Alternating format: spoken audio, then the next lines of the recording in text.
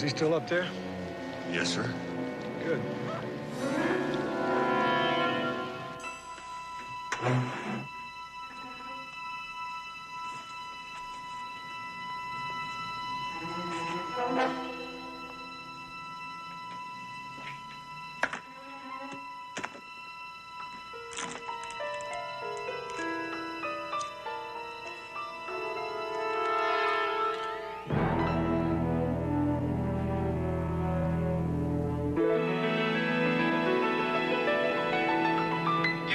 I knew I had another bottle of the,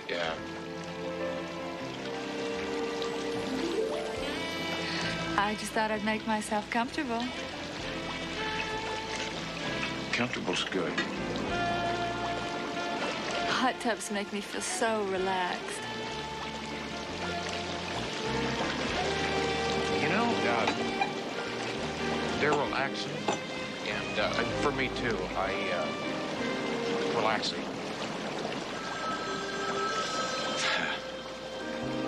Telephone. I know. I've seen them before. I'll answer. I'll open the champagne. Good.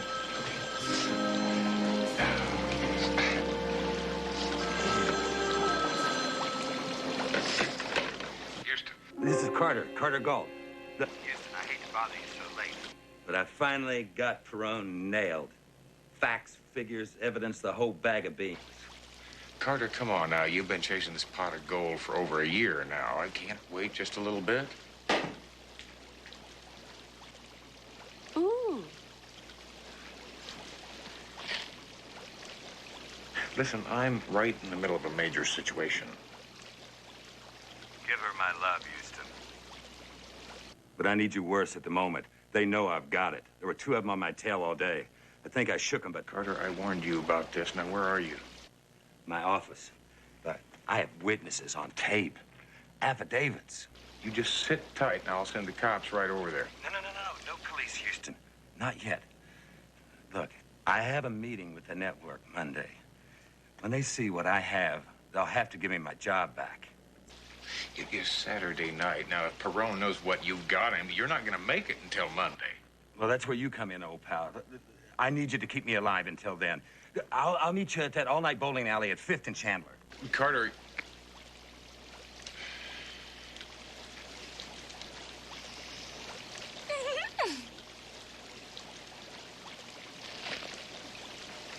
Listen, Lori, I have got an old friend. Now, he's in a bit of a jam. I'm going to have to go help him out. It's going to take a couple of hours. But my flight leaves in a couple of hours. Well, you can get another flight, can't you? Huh? My picture starts Monday, Houston. I have to be in Rome tomorrow. But I'll tell you what, I am...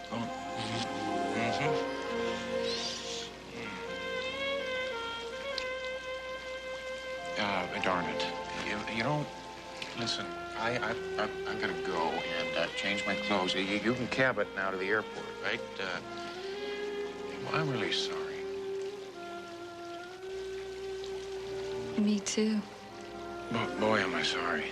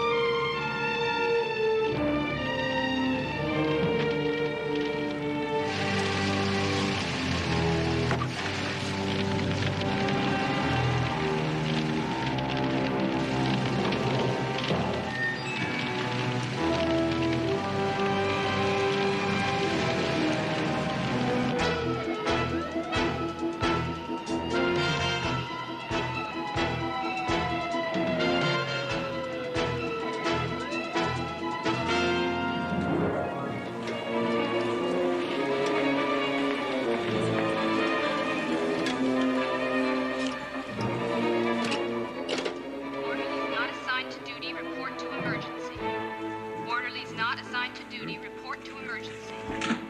Houston! It's bad enough I get hauled out of bed at 2 a.m. in the morning. Now I get you. What are you doing here? Gault called me on the phone, told me to meet him at 5th and Chandler. When he didn't show, I went to his office. That's where I ran into your boys. Is he still alive? Yeah, barely. Your friend was the target of a very professional hit. You want to tell me what he was into? Yeah. I had the goods on Perone, enough to bury him for life. Perone, the union boss? Houston. The report is washed up. The man's a drunk.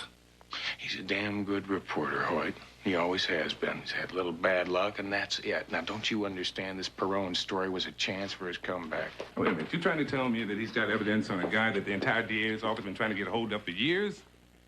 They tried to kill him, didn't they? I mean, just think about it. Doesn't that mean anything to you? Why didn't he come to us? He wanted to break the story himself first. It meant that much to him. Now, if Perone's men find out he's still alive, they're going to try and hit him again. It's too early in the morning to argue with you, Houston. I'll put a couple of men on his door. You happy? Happy. Nurse Webster, report to Dr. Madden in surgery. Get another line of. Pressure's 90/50. Okay, let's type. I'm sorry, sir. You'll have to wait outside. I'm working Pupils with are dilated. Lieutenant Hoyt. Police department has no jurisdiction in here. Outside. I am not a policeman. I'm a personal friend. Can I talk to the doctor in charge? You are, and if you want to give your friend a chance. Houston. Easy, all right? He's going into shock. Once you see adrenaline, take his strength. Let's get some pressure on that laceration. Do what the doctor said.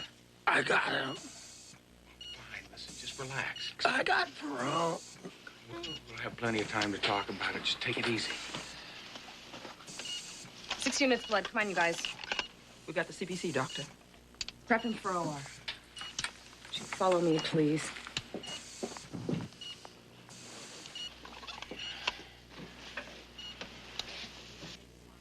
Orderly's not assigned to duty. Whoever you are, you have no right to jeopardize the life of a patient. Believe me, doctor, under any other circumstance, I wouldn't. Your friend is in critical condition with multiple fractures and internal bleeding. Somebody caused all this. And you want to find out who, which is supremely unimportant at the moment. Could we just start this all over, please? My name is Matt Houston. It's also unimportant. Well, this isn't. Now, Carter and I happen to be the same blood type. Constance Harrison. I'm sorry I jumped at you, Mr. Austin. Well, you're just a few miles off. It's Houston, not Austin. How about the blood? We'll need it for surgery. Lucille, you take this gentleman down to the blood bank. What are his chances? From what we've seen so far, I'm sorry, Mr. Houston. This way, please.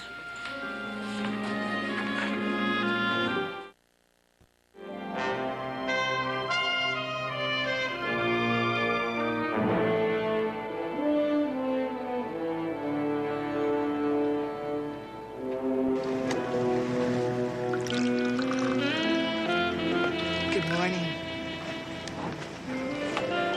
Good morning.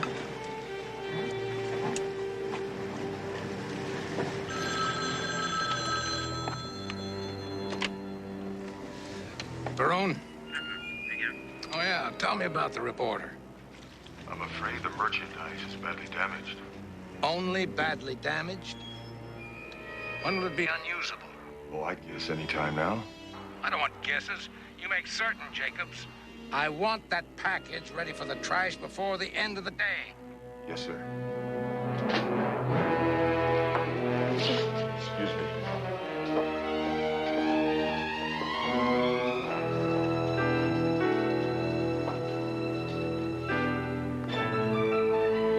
I got here as soon as I could. CJ, thank you for coming. Listen, Albert Perone tried to kill my friend last night, and I want to nail him for it.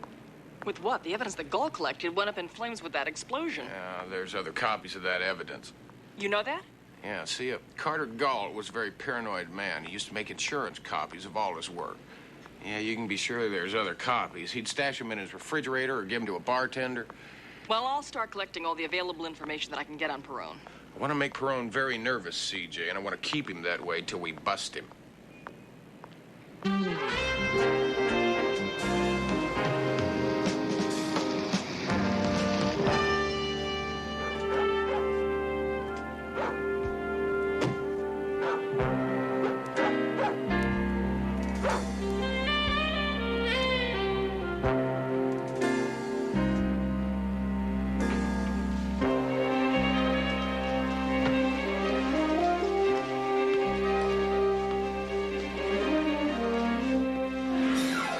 right there. Restricted area, police business. Well, my name's Matt Houston. Listen, didn't Lieutenant Hoyt tell you I was coming by? I'm new in the division. Lieutenant didn't say anything to me about anybody coming. My partner. There's a couch in there. He wasn't feeling so hot, so I told him to lay down for a while. That's probably a good idea. Anyway, if it's okay with the lieutenant, it's fine with me. Thank you.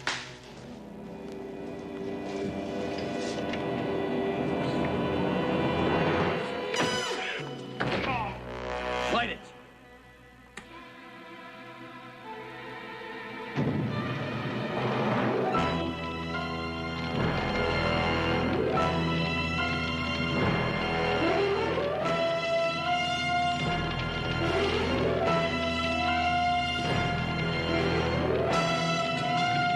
Let's go.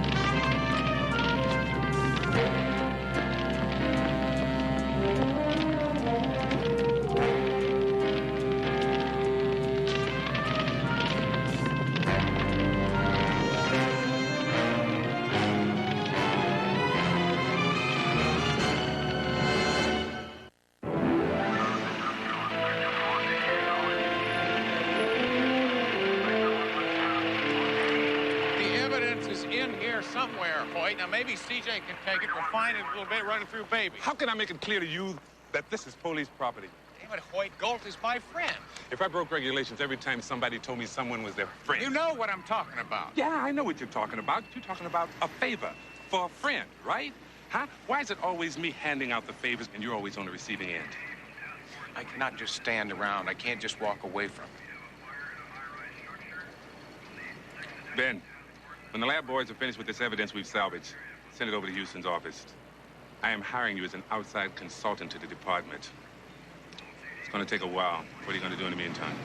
Now, Gault's got an ex-wife. They're not on the best of terms, but she used to put him up every now and then. If he got drunk or evicted, she might have some information. The cop you pulled out of the fire, he's my friend.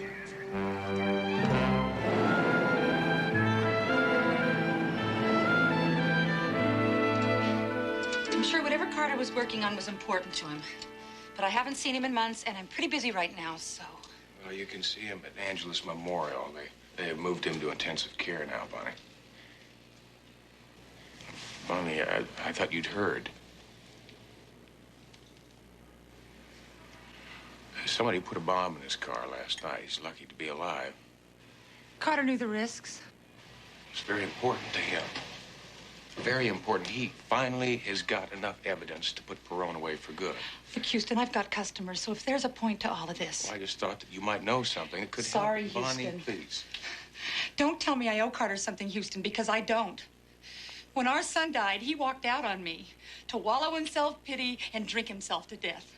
Bonnie, he felt responsible. He was responsible. It was an accident. He wasn't there. He was out covering some stupid story. Maybe if he'd been there if he hadn't been such a damn good reporter. I gotta go, Houston. Bonnie, if you think of something that might... I know. I will.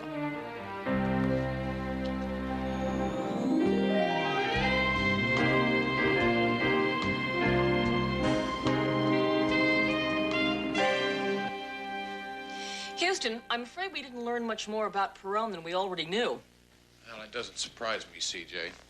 Albert Perone has been the leading force behind union corruption in this town for over a dozen years.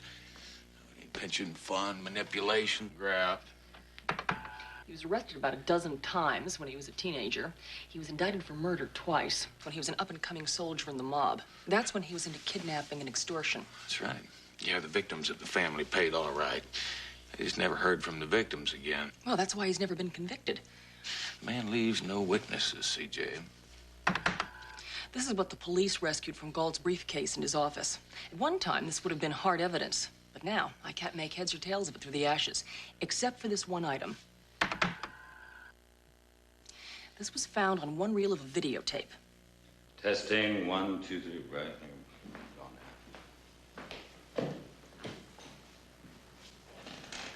Albert Perron Expo, Reel 5, Interview 3A. Roll it. Witness J, a former accountant with the Perron Syndicate. His request for anonymity is respected here. His testimony will make clear why. He has an eyewitness. In your own words, explain for us the activities of Albert Perron in the matter of the Moeller Security Loan Group. Mr. Perron used $9 million to finance the drug buy from the Eastern Syndicate. The funds were channeled through false loans to the Waterfront Workers Union. And the documents that you turned over to me will corroborate this. Yes, sir. And to the fact that Mr. Perron arranged for the murder of... CJ, is there anything in the file or the tape that might lead us to this witness? No, and he electronically altered the voice, so there's no way to trace him. What do you want to do, Houston? Why don't you stick with this stuff? Feed everything you can find into baby and see what you come up with. When are you going back to the hospital? Tomorrow morning. I'm sure by that time the doctor will have come up with something. But will we?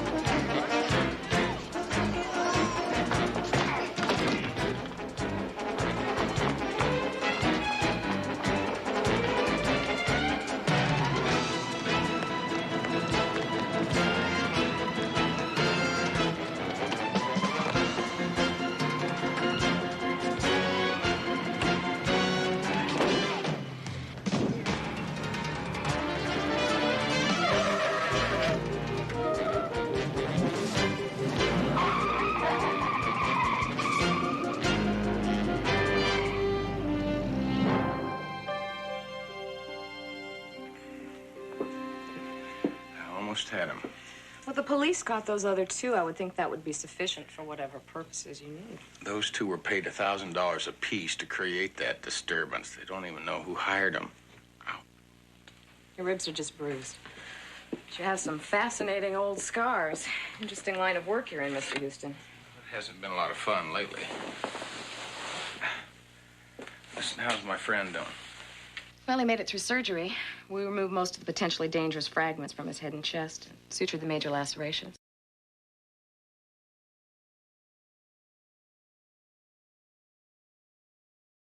Should I lie to you? What would you like to hear? I'm sorry. I'm tired. I'm sorry, too. It's been a couple of days since I've slept myself. Well, then I prescribe a hot meal in your stomach and a glass of wine to relax you and a good night's sleep. Well, I'll tell you something, Doctor. I'd love to have dinner with you and drink that wine. Maybe we could toast Carter Gault's speedy recovery. I already have a date. My 8-year-old daughter, Jody. I'm sorry, I've been divorced since she was 2. How would you feel about a 3rd grade pageant at St. Mary's Elementary? And a hamburger dinner with 2 ladies? Well, under the circumstances, Doctor, I'd love it. Under the circumstances, it's Constance. I'll leave my address at the nurse's station. We'll be ready at 6:30.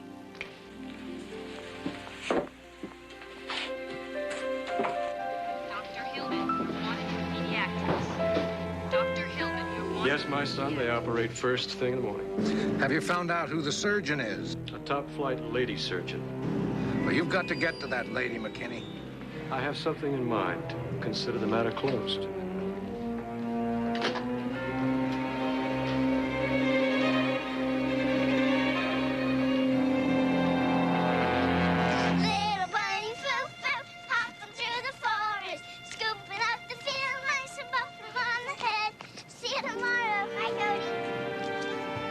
Hello, Jody.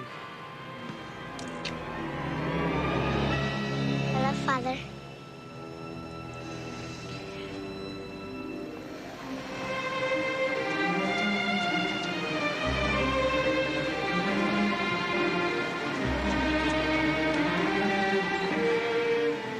Don't turn around. Your little girl, Doc, she's gonna be just fine. What do you want? You're operating on Carter Gault tomorrow morning. Make sure he dies on that table. You'll have Jody home in time for lunch.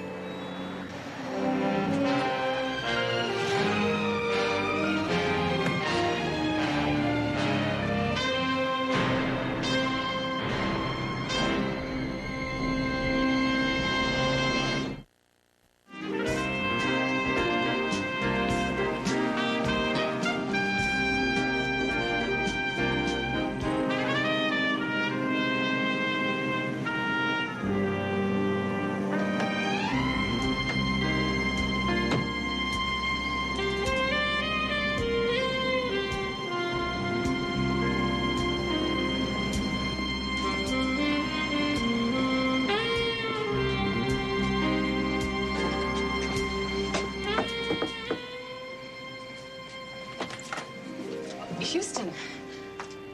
Why, am I early? Yeah, no, you're not early. I'm gonna have to cancel the evening, I'm afraid.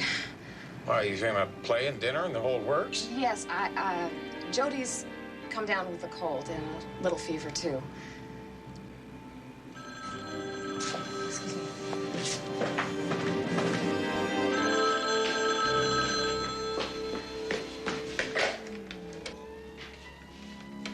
Hello? Hello, yes, I was expecting your call. Now, just remember, Doctor, no police, no conversations about this with anybody. No, I haven't. You understand? Yes, could I please speak to her? Jody, talk to your mommy. Hi, Mommy.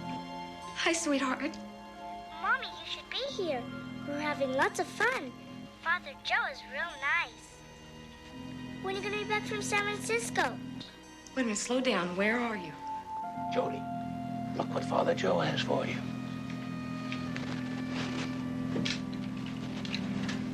You got our deal straight? Perfectly. Could you call me back a little later? I'll have more time to talk then. You've got company. Yes, I do. You are smart, lady. Stay smart. There won't be any more phone calls. And if the reporter doesn't die tomorrow, there won't be any more Jody.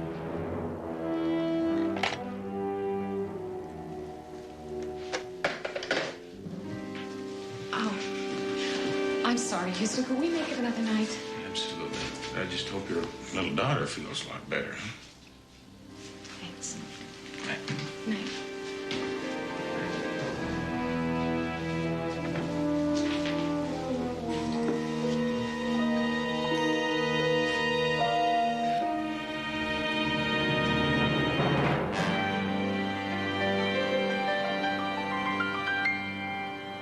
And the documents that you turned over to me will corroborate this. Yes, sir. And to the fact that Mr. Perone arranged for the murder of...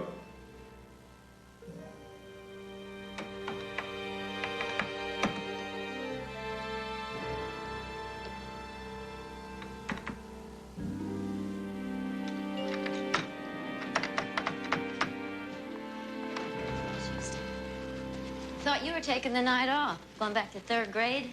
So did I. Something is wrong. Why? Because the beautiful doctor stood you up? It happens sometimes, pal. You come up with anything? No, not yet. We were just gonna have a bite to eat. You must come up with something.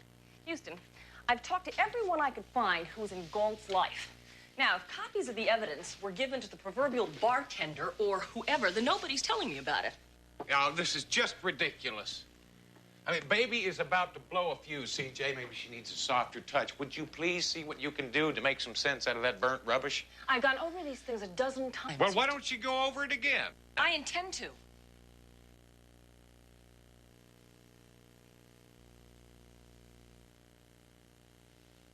Pepperoni or sausage?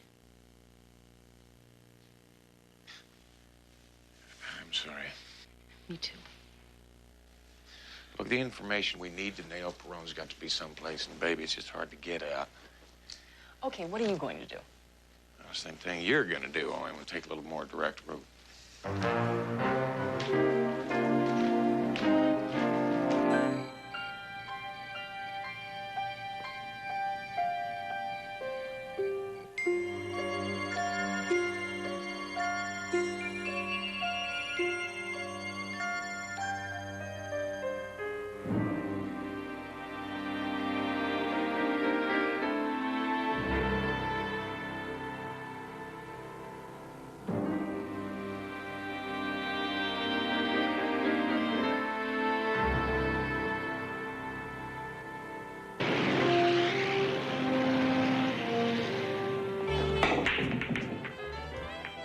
Check it out, dude.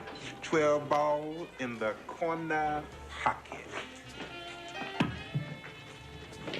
So, Philly, I believe this is yours, isn't it? Hey, man, leave me alone. I don't want nothing to do with you. Been a real long night, Philly, so why don't you be straight with me? Hey, Slick, I got you straight. Come on, man, what you doing, huh? You can't come in here pushing people around. What do you think you are? Hey, look, the word is your reporter friend's not making it off the operating table. Some of us are betting differently, Philly. You're not listening, Houston. Perone, his people, they're making sure of it. What do you mean they're making sure of it?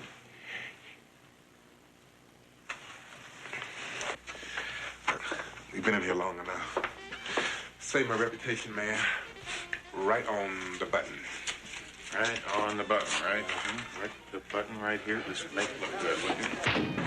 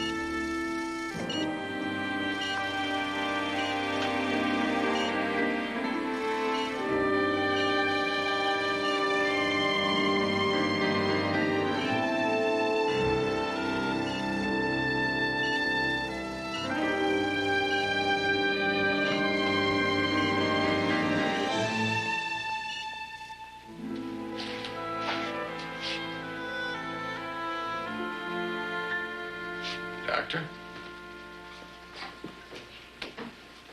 Houston, hello. Where's your little girl?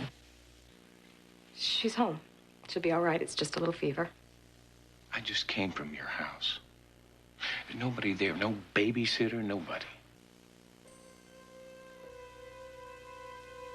Leave me alone. They've got her, don't they? Yes. And all they want for her return is Carter Gault. Want him to die on the table? Dr. Harrison, ICU code. Doctor, it's the reporter, Mr. Gault. He's fading. I'll be right there. What are you gonna do, Doctor? Operate. We don't have any choice. He won't last till morning. What are you gonna do? Dr. Harrison, ICU code blue. I've got to go.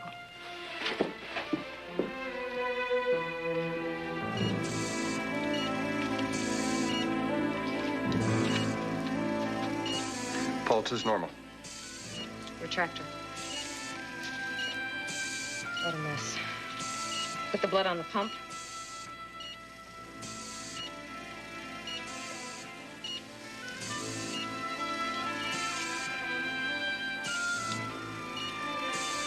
Suction. Kelly clamp. Liver's been lacerated. Pulse is steady, but pressure's dropping. And on Carter. Pressure's still dropping, Constance. We're losing him. No pulse. It's a straight line. Dr. Smith, call your office. Dr. Smith, call your office.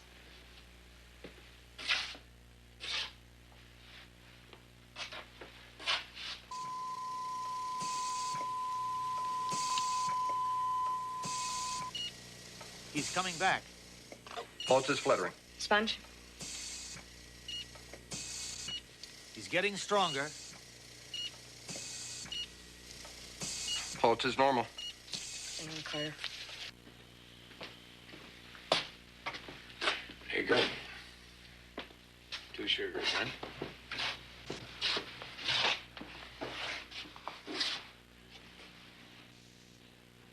Pulse is steady, but pressure's dropping. 80/30. Sponge? Pressure's still falling, Constance. 40/20. Pulse is fluttering. Lidocaine. Hang on, Carter. We're losing him, Constance.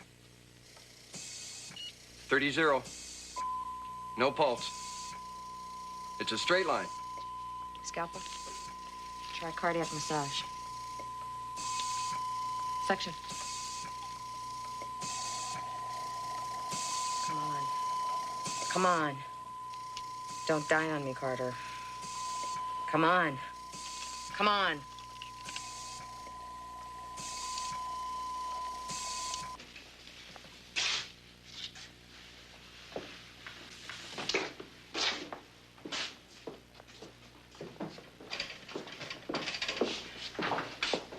I'm sorry.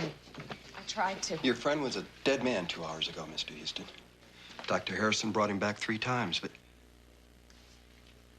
I'm sorry.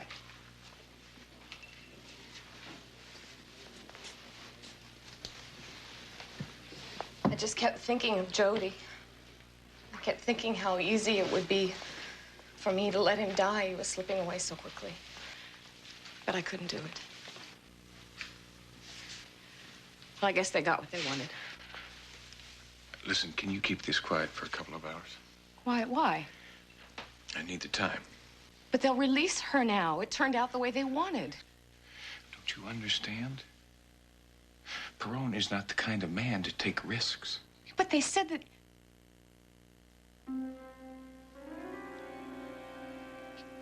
You don't think they'll kill her? Talk to your staff.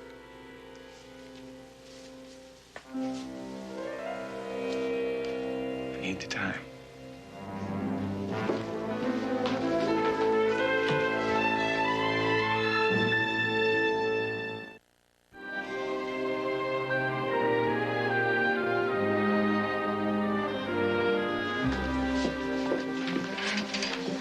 It's been taken care of. Everyone knows not to give out any information on Carter Gault. Constance, do you remember anything that your little girl might have said? Anything that you heard that might give us a general location where they're holding her? I barely spoke with her. She didn't sound frightened, but there was something... Houston. Jody said one of the men that was with her was a priest. She called him Father Joe.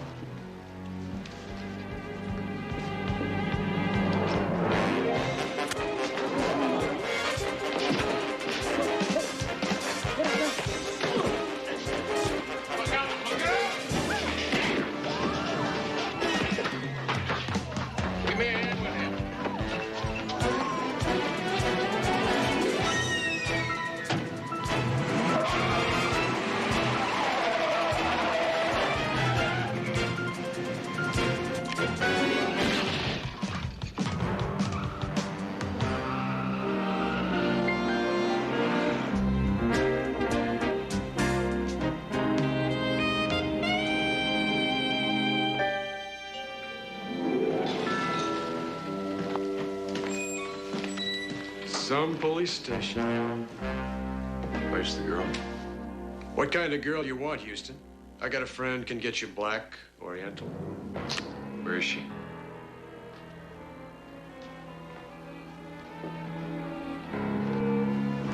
What are you gonna do, Ace?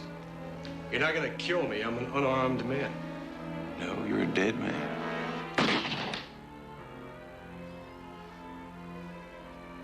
You're a lousy shot. Where is she? You can't pull something like this. I got rights. You got 5 seconds. Now you tell me where she is, or you will not hear the next shot.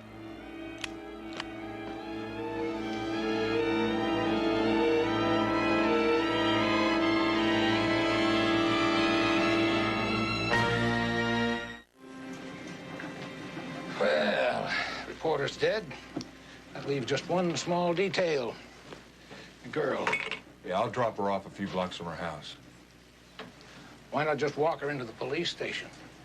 She's seen our faces, Jacob. She knows who we are. You can't kill her. No. Give her a fair chance. We'll take the boat out about 5 miles and see if she can swim in. She's just a kid. You can't. Don't you tell me again what I can't do. Unless you want to swim in with her.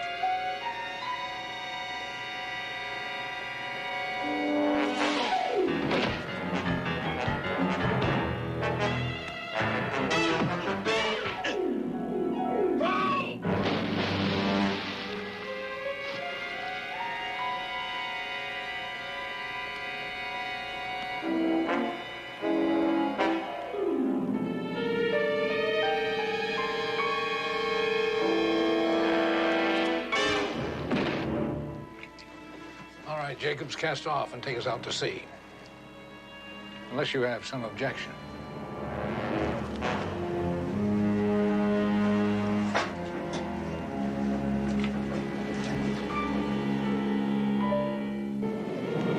Cast off!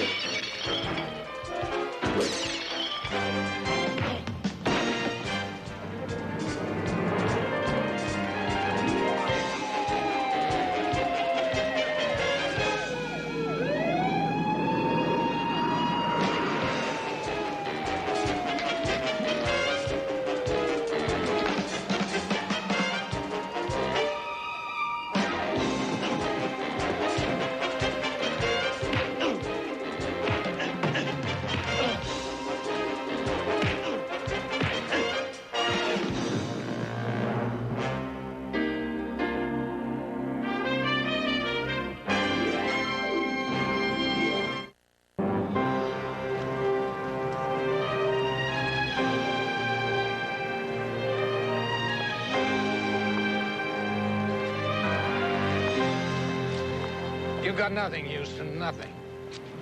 Hell, I didn't get you for murder, not yet. But I suppose kidnapping will do for right now. But I was shocked when I heard what one of my men had done. But don't worry. Jacobs will confess, and your reporter will still be dead. Yeah, between you and me, he had the evidence to hang me.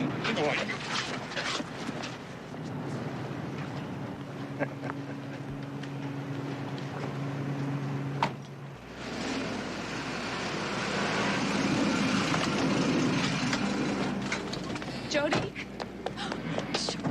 Baby, let me look at you. Are you okay? Oh, I missed you so much. Oh. Look at the man, CJ. He just got away with murder, and he knows it.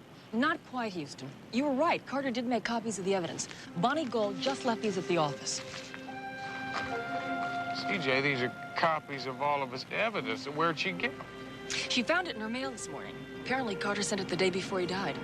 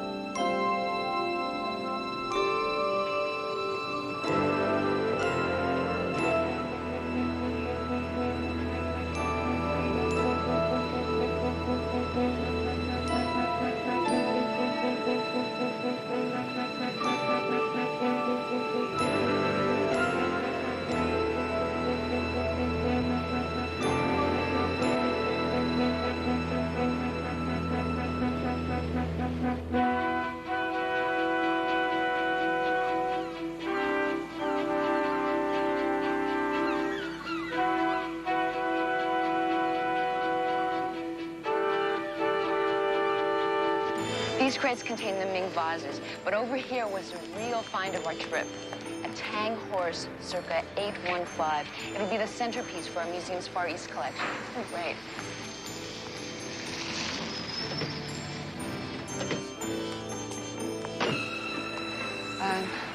Frank. Hey, I'm finished.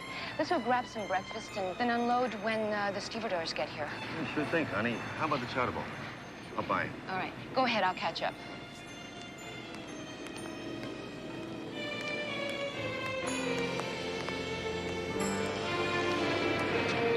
What are you doing here? Su Qin has heard some rumors. He's quite concerned. What kind of rumors? That the shipment may have been hijacked. Nonsense. I loaded it myself in Hong Kong. No one knows where it is but me. Then you won't mind showing us. Of course not.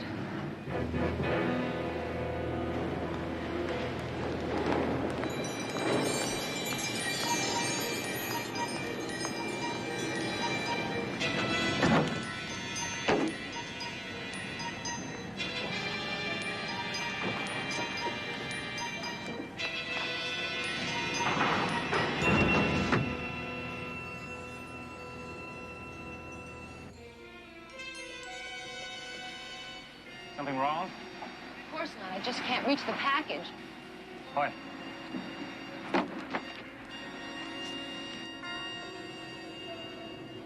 It's empty.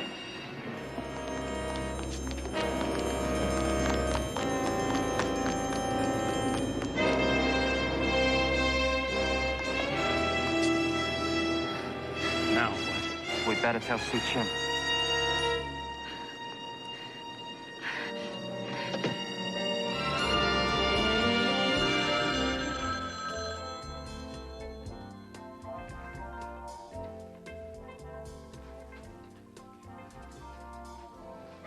CJ, keep going. Remember, no pain, no gain, huh? Come on, Houston, give a girl a break. I wanted to firm up, look like Conan the Barbarian. Yeah, well, I'll tell you something. You're saved by the bell. You got a phone call from Connie Ling. Oh, thank you. Connie? Hi. Thank God you're there. You've got to help me. Connie, what happened? There's no time to explain, CJ. I've got to see you. Meet me at my apartment. And for God's sake, please hurry. $20 million worth of heroin. Gone. Su Qin, the woman must have been working with someone. Maybe one of our rivals, and hoping to take over our drug trade. Without the heroin, there's no drug trade. We must recover the shipment. Do whatever is necessary, but find the drugs. What about the girl? I may have made an error in trusting Miss Connie Ling, but she has made a far greater error by betraying me.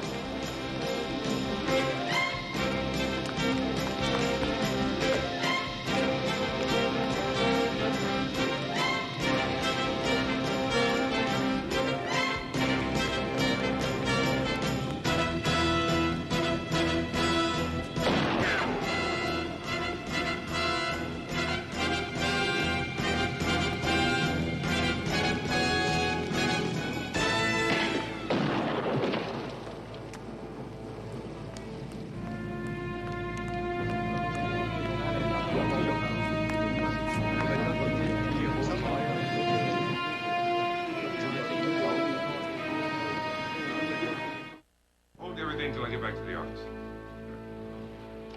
Houston. Chinatown's a little off your regular beat, isn't it? You want to tell me about your client? She wasn't a client, Hoyt. She was a friend.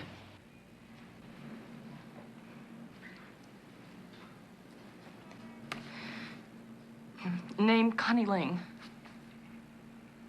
She worked at the County Museum of Art. She was a Far East expert. She called us about an hour ago to say she needed help. We didn't get a chance to find out what it was. Got any idea why anybody wanted to kill her? No. I know. I knew her for 10 years. We were in college together. I need both of you to come down to the office to make a statement. You all right? Houston, the man you shot's in a coma. Doctors give him a 50-50 chance. That's more than he gave Connie, isn't it?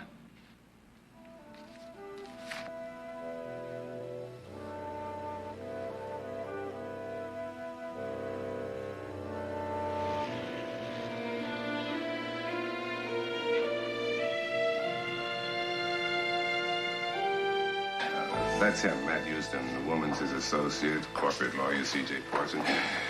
She was a friend of the victim. Houston, C.J., I want you to meet Harry Carter. Hi. It's a pleasure. It may not be when you see what I have to show you. Carter here works for the Drug Enforcement Administration. He has some information on Connie Ling. This way, please.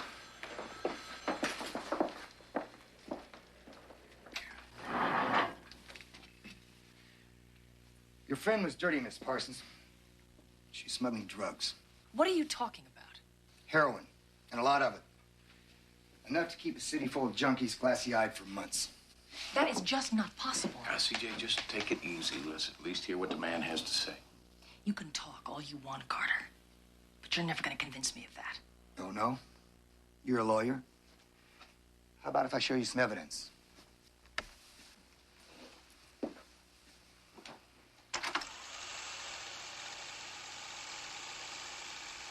This was taken in Hong Kong a few months ago.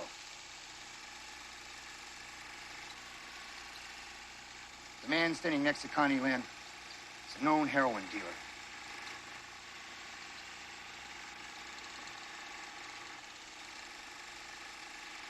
Please frame it right here. The package she just dropped contains money. The package she just gave her contains heroin.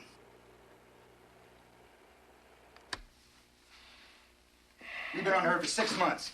That doesn't prove that... C.J., Carter, let me see his files. It's all there. Connie was using her job at the art museum as a cover. She was making one trip a month back to the Far East, bringing back art objects to the museum. And heroin to the junkies. Her last shipment was due today. The ship's in the harbor. I've got it impounded and sealed. Yeah, wait a minute, fellas.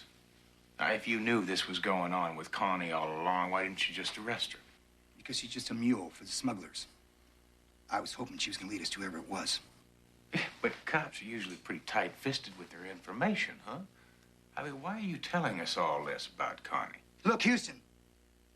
I've been trying to break up this smuggling ring for 3 years.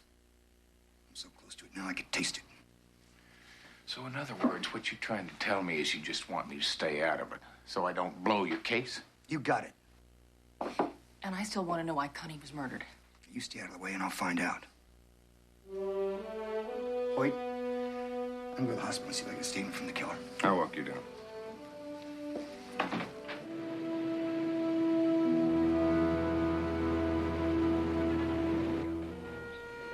Nurse Bartlett, call physical therapy on 214. Nurse Bartlett, call physical therapy on 214.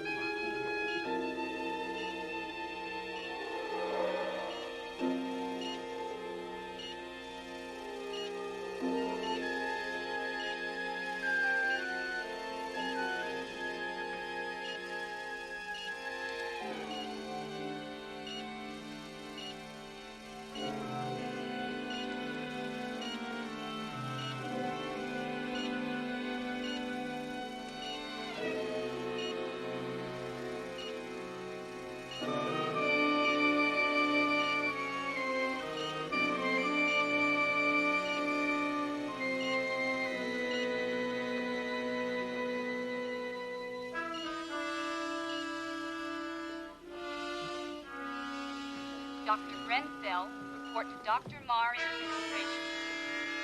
Dr. Grenfell, report to Dr. Marr in administration.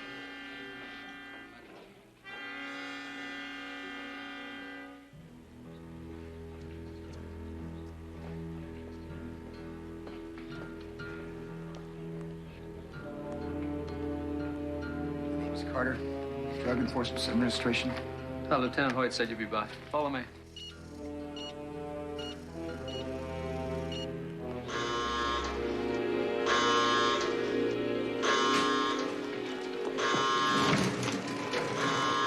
You'll have to leave. We'll need more room here. Get the board, bag them. Sodium bicarb. Get the paddles. Come on, breathe. Clear? Defib.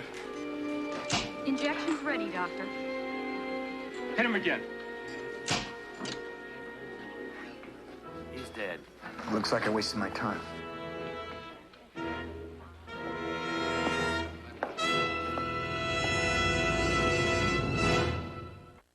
CJ, just please try and calm down. I don't want to calm down, Houston. I'm mad. The DEA can come up with all the files, all the film, all the evidence that they want. But I know that Carter is wrong. There is no way that Connie would have been involved with drugs. Houston, Lieutenant Hoyt, line 3.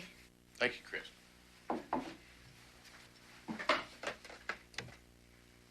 Morning. No, it's not a good morning. Connie's killer died last night. Well, was Carter able to get a statement from him? Negative. The killer never regained consciousness. Just thought you'd like to know. Later.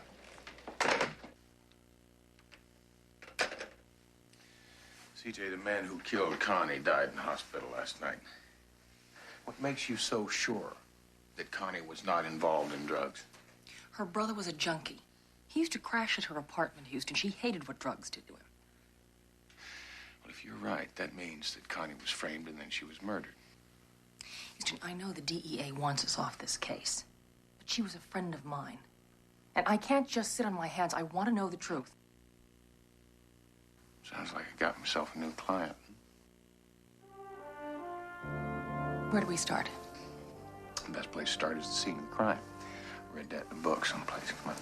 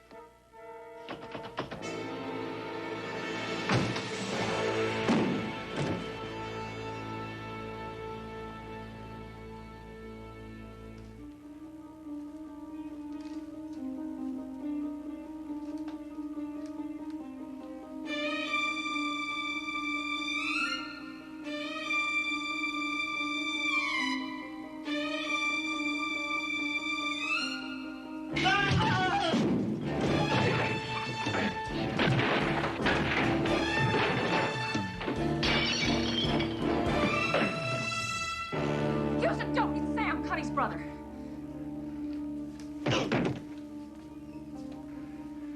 See, you've got some explaining to do.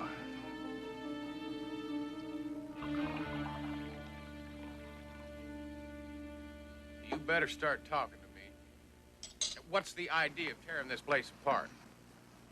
Just what the hell were you looking for? I was looking for money. Why, so you can stick some more poison in your arm? No, I got enough for a couple of days. I need money to get away. Please, CJ, you gotta help me. I got some friends in New York. They'll hide me. Listen. No, you listen to me. You just listen to me, you poor little burnt-out junkie. Hey, your sister's dead. She deserved a whole lot better out of life. You better start answering some questions. First one, was Connie smuggling heroin? Oh, Sam, why? There has to be a reason for it. Go on, answer her. Me. She did it for me. I owed So Chin money, a lot of money. Who is Su Chin? He's the power in Chinatown. He told Connie to do what he said or I was dead. Okay. Let me guess. Su Chin knew that Connie took trips to Hong Kong. He knew this provided a cover. Let me just guess who's the one in the first place that told Sue Chen about the trips. That's charming. At first, Connie refused, even when I begged her. Then suddenly she got a phone call and changed her mind. Sam, who's the phone call from? Sue Chin? I don't know. I don't think so. At first, the shipments were small. Sue Chin was testing her. This last one was 50 pounds.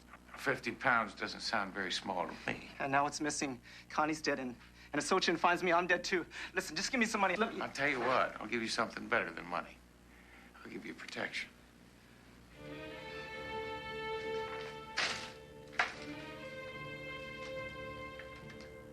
Don't worry, Houston. I know a place where he'll be safer than a third-string quarterback at halftime.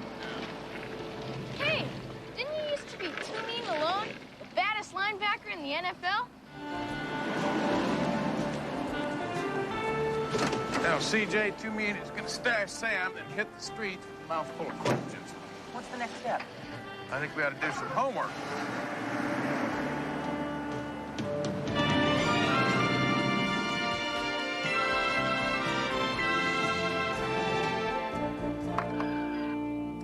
Sue Chin, one of the biggest crime lords in the city.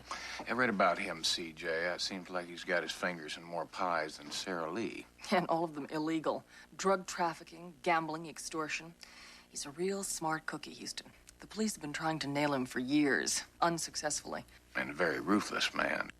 Seems like all of his enemies wind up on the obituary page. Like Connie. Maybe not, CJ. You said yourself, he's a very smart man. Now, remember what Connie's brother told us? Sue Chin still does not know where that heroin is. You're right. It wouldn't have been very smart of Sue Chin to murder Connie before he knew where the drugs were. Mm-hmm. A man like that would probably just torture her until she told him where the drugs were. And then kill her. Yeah. Sue Chin. He's probably not our man, CJ. Do you have any idea who is? Somebody who's come into 50 pounds of heroin recently.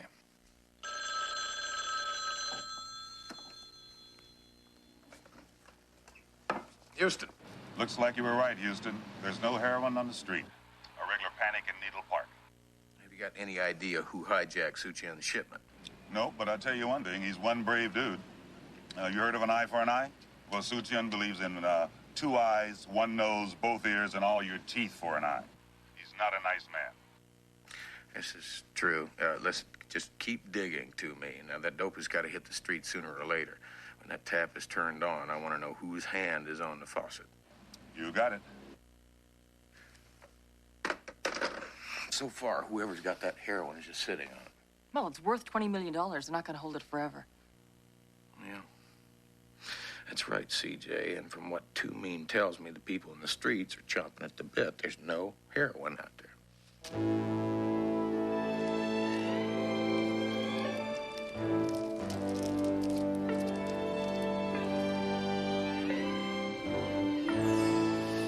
And they say we Chinese are the inscrutable ones. You can keep it if you like. You're quite generous with my property. Sue Chin, I have 199 bags just like it. Before we begin negotiations, Mr. Carter, you must tell me how you managed to come into possession of my heroin. When you ordered Connie Ling to start smuggling drugs to keep her brother alive, she phoned the Drug Enforcement Agency. And you got the phone call. I got it. She was working for me all along. She thought I was waiting for a big enough shipment so I could arrest you. When you were actually waiting for a big enough shipment to steal. You see, I have my retirement fund to think of. And it was you that spread the rumor my shipment was hijacked. Sue Chin, I knew right where it was. It was easy for me to take before your men arrived. Then you had the girl killed. I had to tie up loose ends. So, how much will it cost to get my property back? Sue Chin, I'm not greedy. It's worth $20 million. I just want 2. I'll need time to get the money.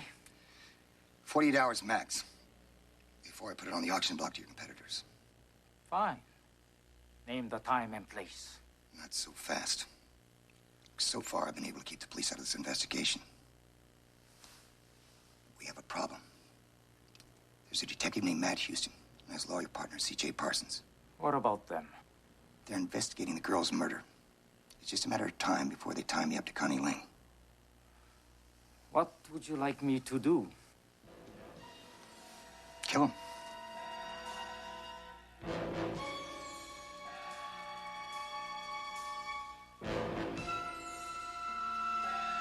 Consider it done.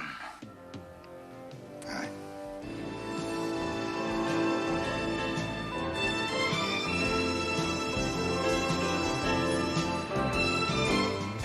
Houston, whoever stole that heroin is just sitting on it. Why? You mean, why aren't they selling it? That's a very good question, CJ. You got a good answer?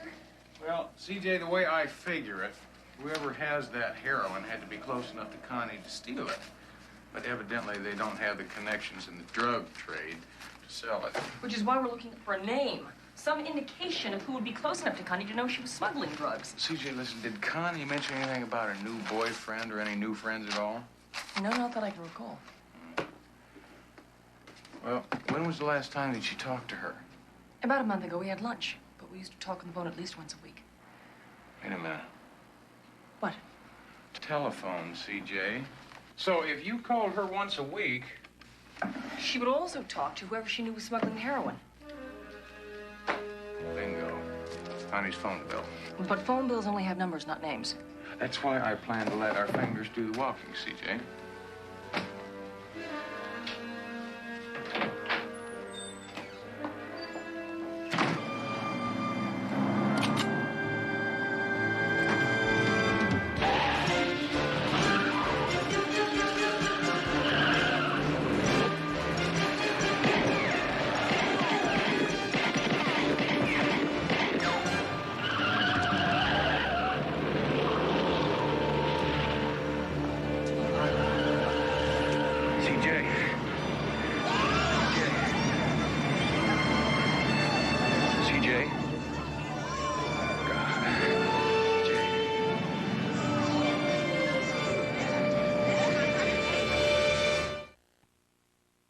Orderlies not assigned to duty, report to emergency.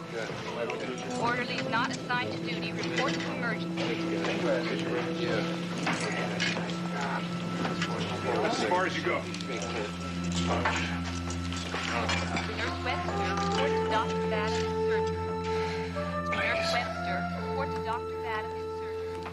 Chris called and told me what happened. How's CJ? There's no word yet. I saw a coffee machine down the hall. Why don't we wait together?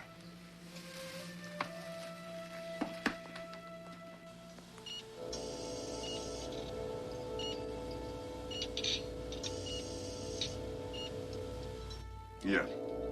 Okay.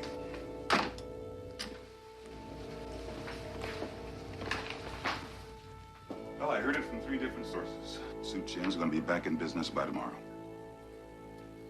Doesn't leave us much time, does it? Mr. Houston? She's gonna make it. Oh, thank God. Listen, can I see her? Yeah, just for a minute.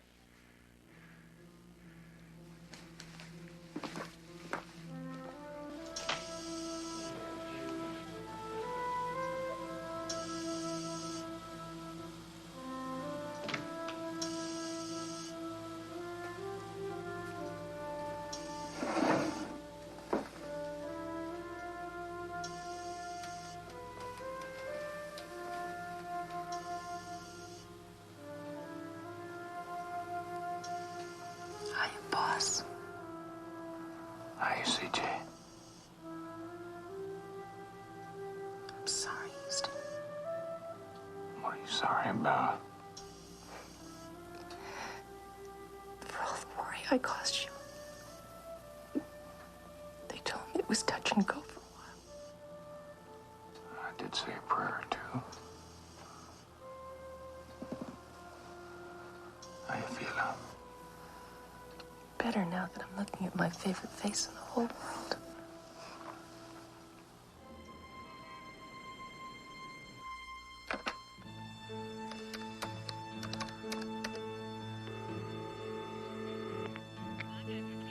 Hello, yeah, this is Tony Stewart. I'm a friend of Connie Ling's. She told me if I ever needed to get a hold of her that you just might be...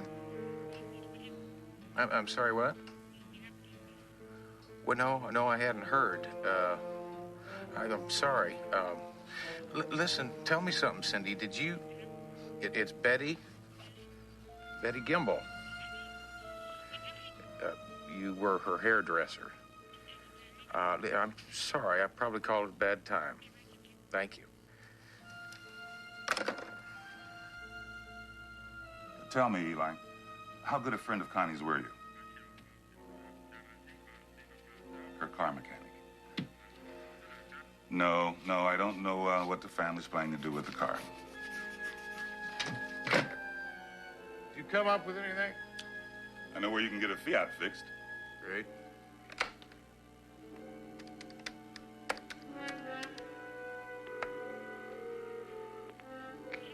Excuse me?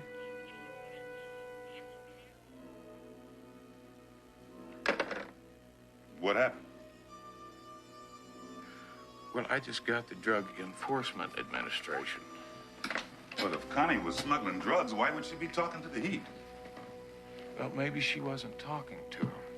Now, she's got the brother, Sam. He was a junkie. Used to hang out at her place once in a while. Well, lots of junkies snitched to the man for some extra dough. Do you think he called the DEA? Let's ask him. So where'd you stash it? At your beach house.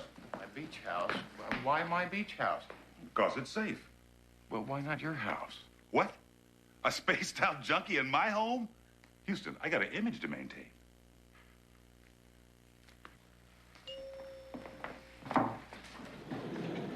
Houston, just what in the hell is going on? I just found out that CJ is in the hospital with a bullet wound. Carter's been jumping on my back. I mean, I thought you were going to stay off this case. See, I'd love to chat with you, but I'll tell you what, I really got to run right now. Yeah. Hey, what about CJ? Where's... I'll tell you, she's in Wilshire Memorial Hospital. Give her a call. Houston!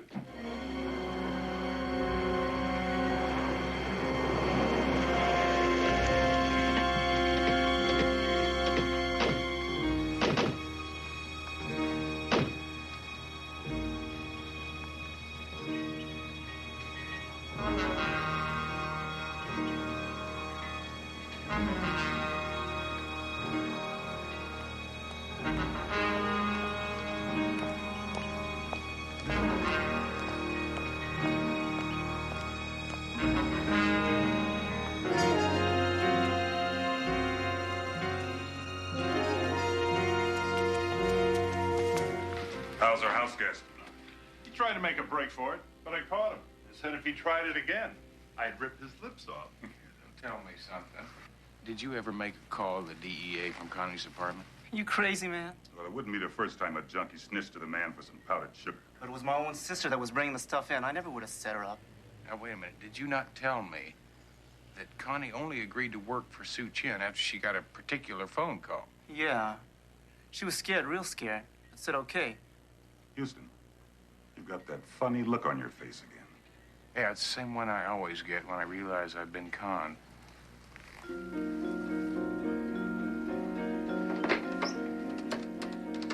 CJ was right to me, and Connie was not smuggling drugs. She was working undercover for the government.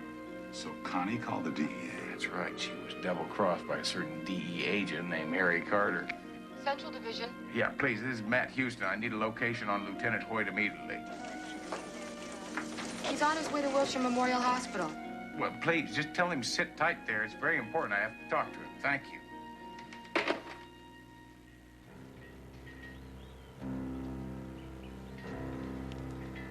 So far, the only hard evidence we've got is Connie's phone bill. Well, you need more than that to convince Hoyt. Right, unless we can catch Carter with the heroin, it's going to be a hard thing to convince the jury of. I don't think those guys are from the welcome way. Yeah. Listen, how can we divide and conquer? Huh? Split up between...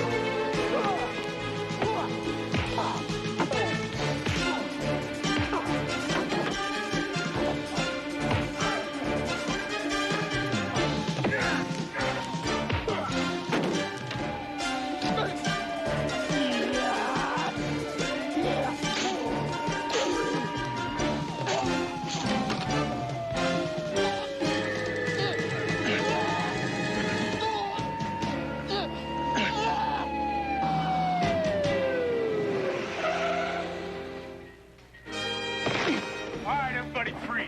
Boy, I'm glad to see You deaf, I said freeze. No, you don't understand. My name's Max. That's better. Now everybody up against the car and spread them. Come on, turn around.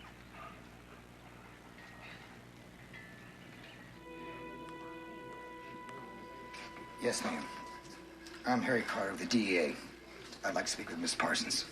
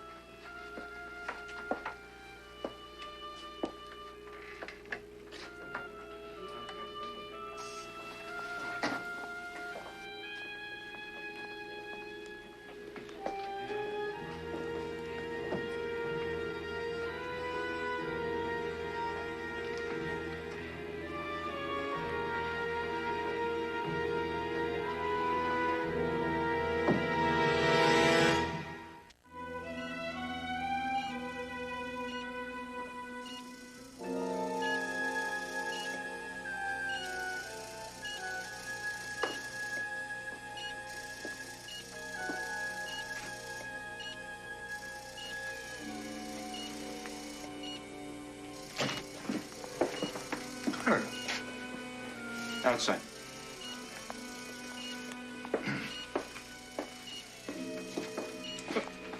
What are you doing here? Probably the same thing you were, I just want to get a statement from the lady. Well, neither one of you are going to talk to her. Not now, at least. She's sleeping, and I don't want her disturbed.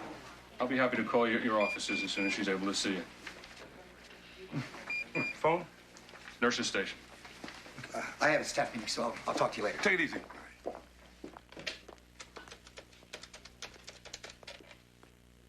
Right here. Lieutenant, Matt Houston called. I told him you were at the hospital, and he asked if you'd wait there for him. Did he say what he wanted? No, sir. Okay, thanks.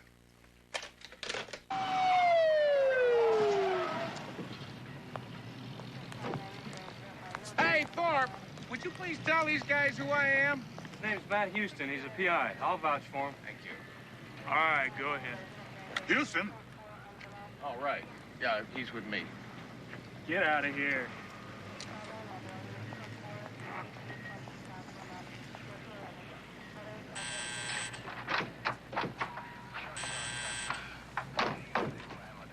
Houston.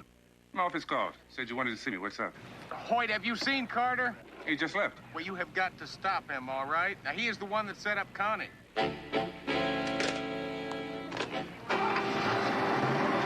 You were going to leave me. No.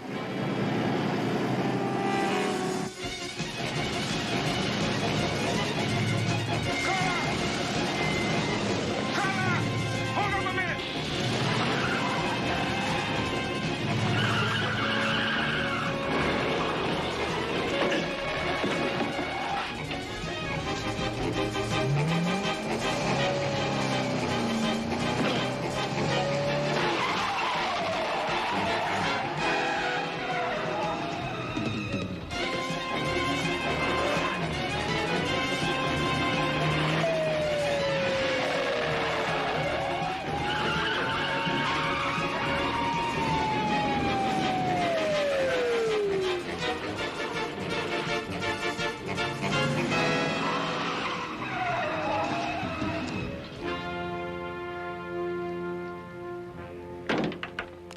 You all right? Yeah, fine, thanks.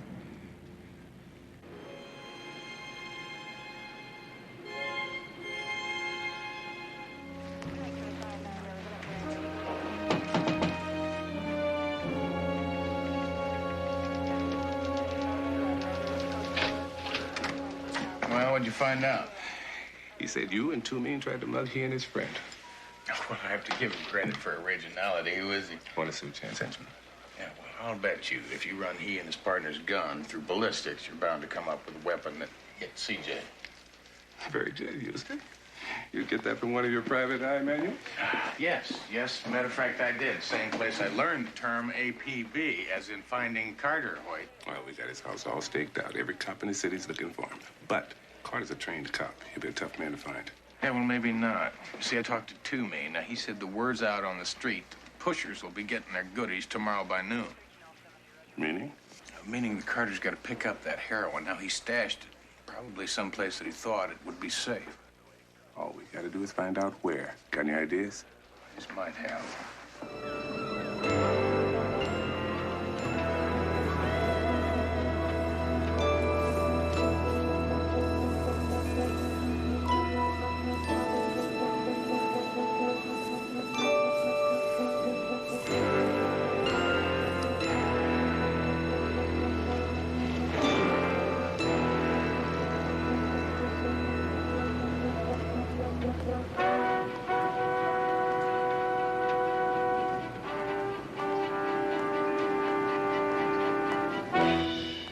Make like a statue, Carter. Now lose your gun. Real easy. Now turn around nice and slow.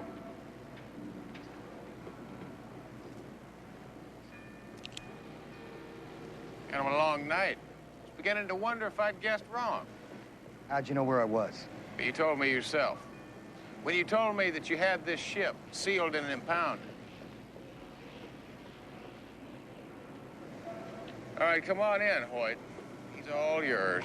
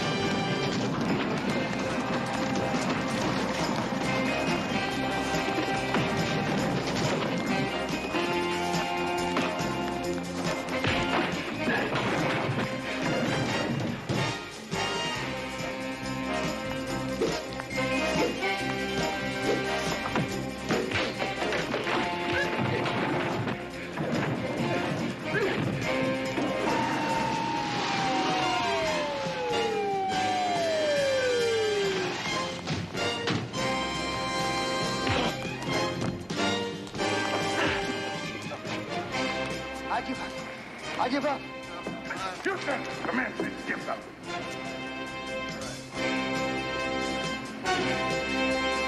Not yet, he does. Now he does.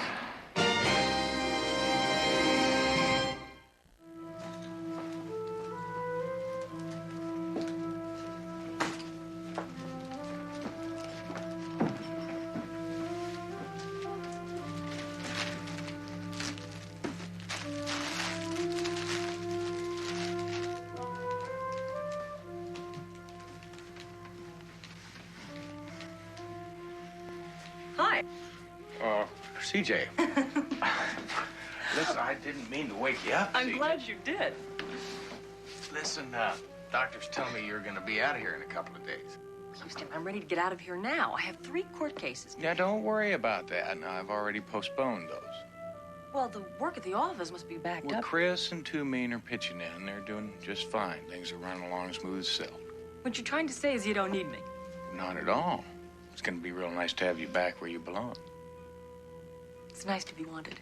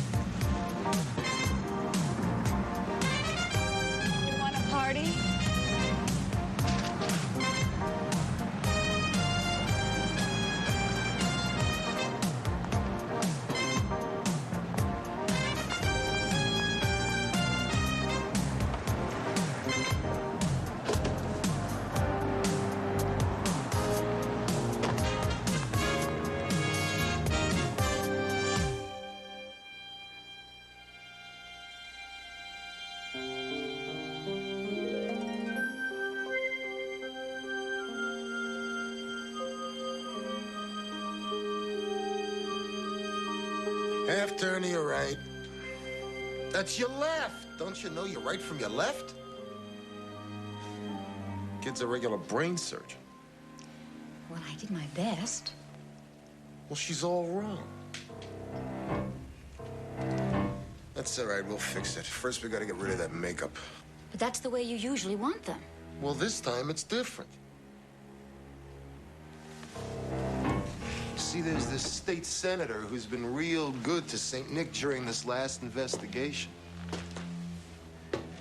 And the state senator just happens to have a thing for, young girls. Sweet young girls.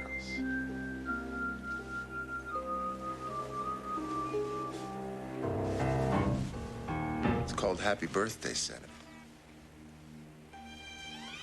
Yeah, you're gonna do just fine, honey. I warned you. I told you to leave my sister alone. I'm taking her out of here now. Come on, Butterfly. Hey, hold it right there, kid. Melinda, hit the house lights.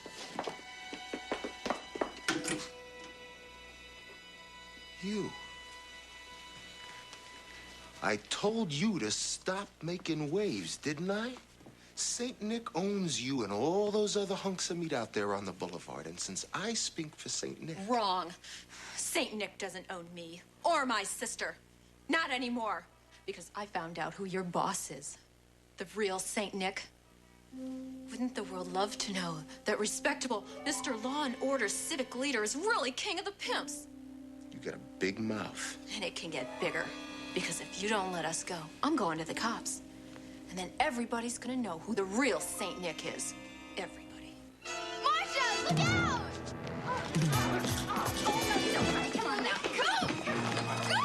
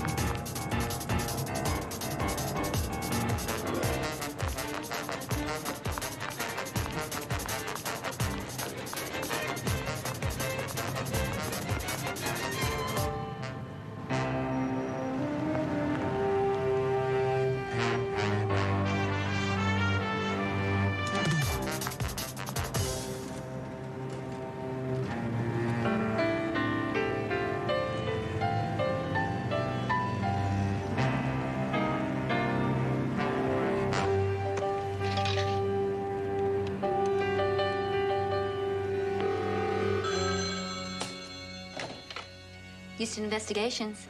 Please, I need help.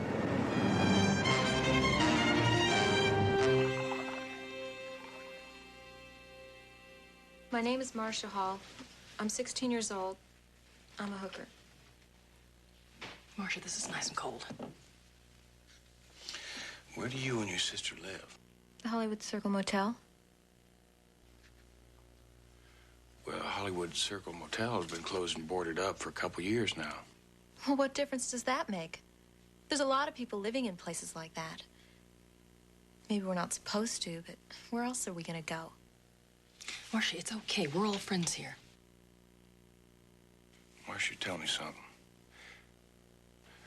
How long you been out on the streets?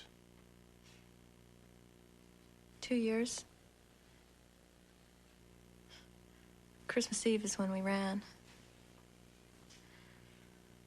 I just wasn't gonna let my stepfather beat up Butterfly the way he used to hit me when he got drunk. Wait a minute, just back up a minute now. Ran from where? Casper, Wyoming. But it wouldn't do you no good to try to contact anyone back there. We lived in a trailer camp. Everyone's probably long gone by now. I know the terms we agreed to when we started on this thing. There will be no cops. We won't try and get a hold of any parents. We just want to help you find Butterfly. But when can we get started? Oh, why not right now? Why don't you show me where the acting studio is? Come on.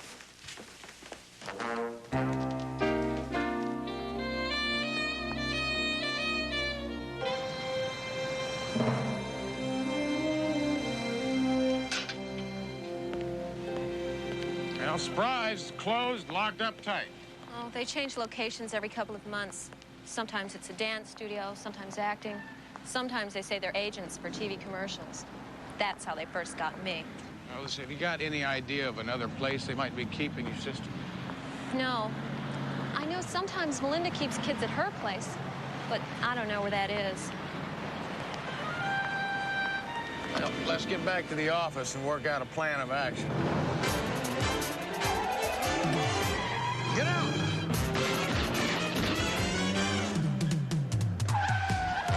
It's them!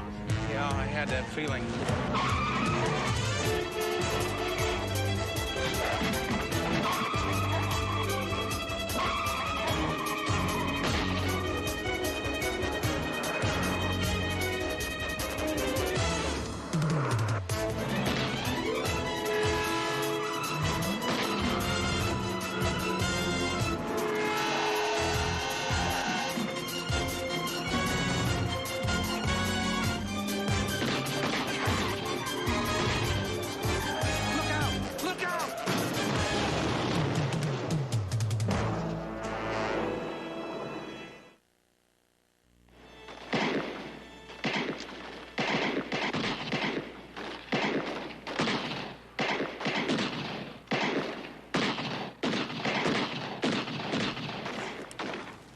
Shooting. Well, one can't be too careful in my line of work. I'll be right back.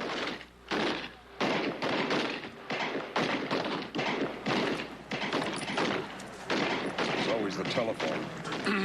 It's important. That Marshall Hall kid, this morning she showed up at the acting studio screaming for her sister. Said that if we didn't give her Butterfly, she was going to expose you as St. Nick. Me? You mean she knew me by my name? Well, she called you Mr. Law and Order. That's what they call you in the papers, isn't it? I trust you persuaded her against taking such action. Well, we tried. I'm afraid she got away for the time being. What do you mean, the time being? Well, we still have her kid sister. She's bound to show up for her, and then we'll get her. Then you'll kill her.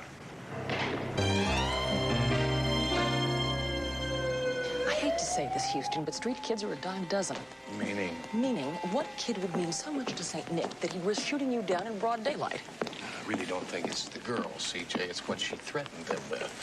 She told them that she knew the true identity of St. Nick and was going to go public with it. Well, that is a big story. Did she say who it is? That's a point, CJ. She really doesn't know. She was bluffing. Now, all she heard was that St. Nick had something to do with law and order. Well, she's bluffing the wrong people. Baby. What kind of people exploit children? I kind of intend to hurt, CJ. First, I have to find Butterfly. Chow time?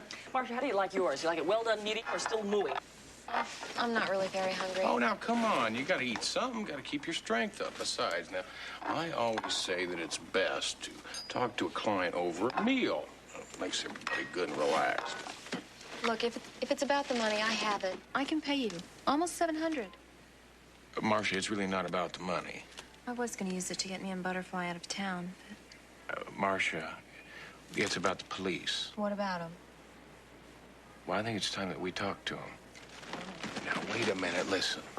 I know what I promised you, but that was before I realized how serious these people are. I just want to find Butterfly. So do I. They tried to kill us today.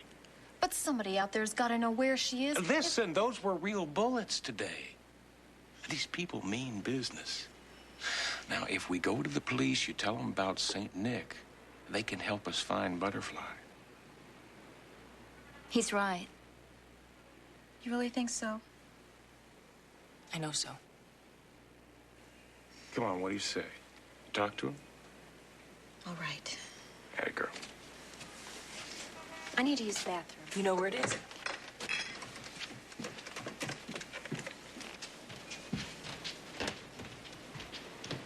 Yeah, Lieutenant Michael Hoyt, please.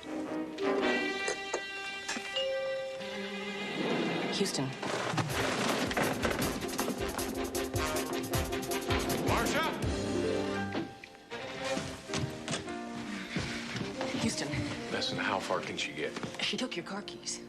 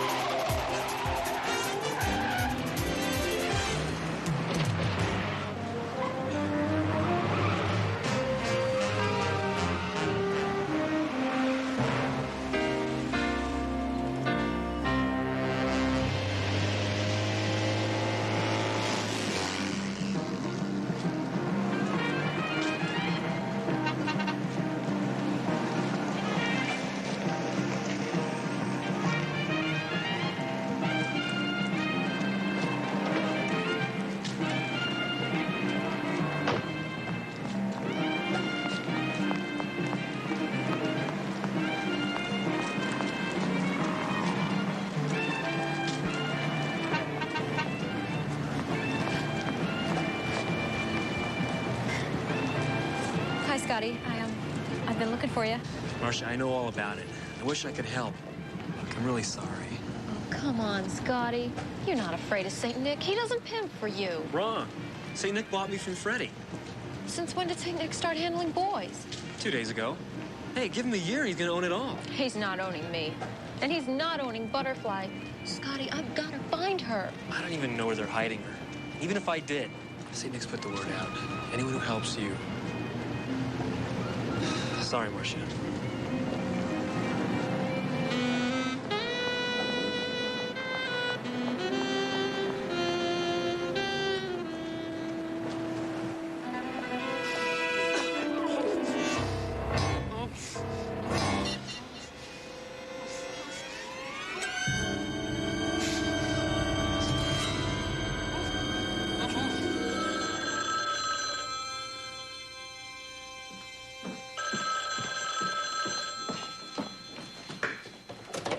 Houston Investigations. Yes. He's coming in right now. Turn her in for car theft, CJ, but we have looked everywhere. Houston, Lieutenant Hoyt. Gonna do for you, Lieutenant?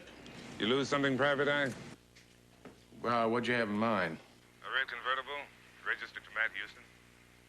Well, as a matter of fact, I did. You know, I was just gonna call you and report it missing, so you found it, huh? Oh, we found it, all right. Along with something else in the trunk. Body of a girl, looked to be about 16.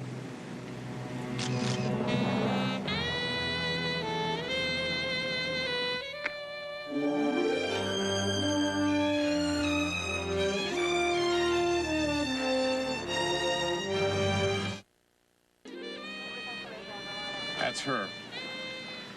Hoyt, I want to stay close with you on this one. Get real, Houston. Get real? Now, what is that supposed to mean? Huh? It means that there's not enough time, money, and manpower. Your client, your former client, she's one of them. Them? A throwaway. Another teenager who ran away from a small town, came to the big city and ended up a hooker and very dead.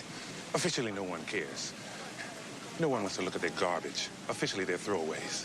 Well, officially, that stinks. Then why don't you run for city council and change the rules? Or still better, give us a budget so that we can do our job the way it ought to be done. Lieutenant, what happens to Marcia's body? Nobody claims it. Cremation. Taxpayers' expense. Yeah, well, suppose maybe I would like to, at my own personal expense, give her a decent burial. And suppose maybe, because officially nobody gives a damn, I would like to collect her personal effects. Personal effects? What are you going with her personal effects? She's got a 14-year-old sister out there that I hope to find. She just might want to have something to remember Marcia by. Funeral's out of my jurisdiction. But you can pick up her personal effects when you pick up your convertible at the impound tomorrow. Where to? Find Butterfly, CJ. You want to tell me how we're supposed to do that? Well, I'm not really sure. I think I might know someone who just might. Why don't you drop me off at Century Theater?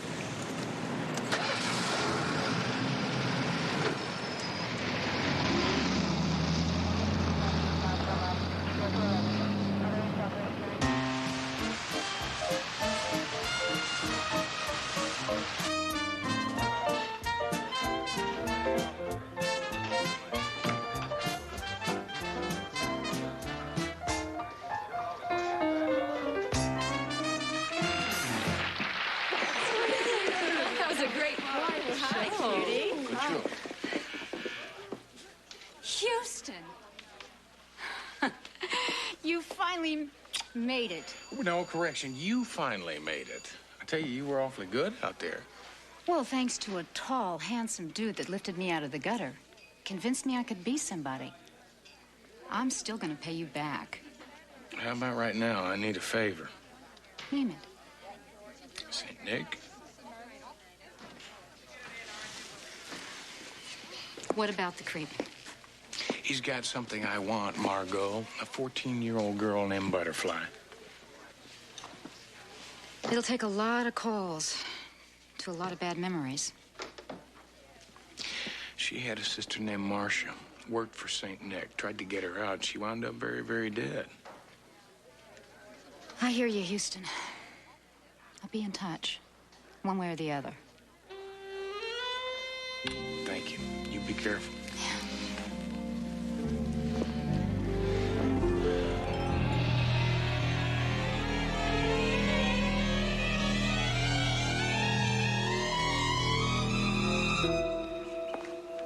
This Houston sounds like big trouble. Oh, minor nuisance. Houston used to be very rich. Maybe his fortune away to charity or some such thing. No matter. Soon to be very dead. How is she? Stubborn, uncooperative, and about as lively as a brick. She'll come around by tomorrow night. What if she doesn't? Oh, I've spent half my career in court, watching stubborn little nothings like our Butterfly turn into docile little hookers, like her sister, Marcia. Not so docile, as it turned out. No, but then it didn't turn out so well for Marcia, did it? Oh, I used to feel sorry for the girls, until I realized that they weren't really girls at all, just merchandise. Do you remember when you used to be just merchandise, Melinda?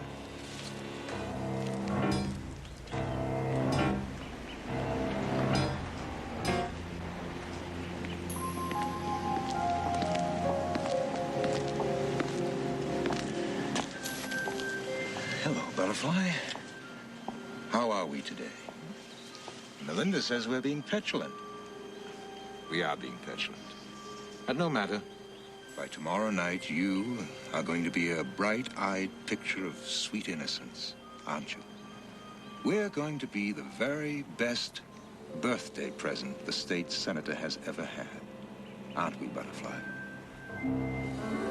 Maybe she needs some discipline.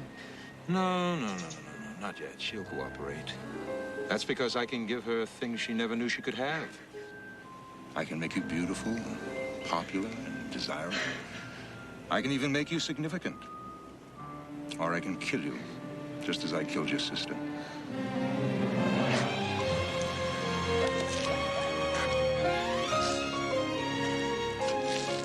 Keep me informed, Melinda.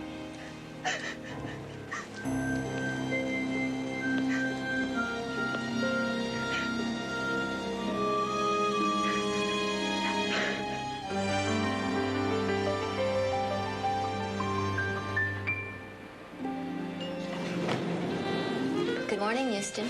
CJ went to pick up your car at the police impound garage. Meantime, there's a lady on hold named Margot. Well, that was fast. Hello, Margot. Did you come up with something? I've been on the phone all night. Well, go. A boy prostitute, name of Scotty. He was tight with that girl, Marcia. Might be able to point you in the direction of St. Nick. Well, tell me something. Where do I find this Scotty?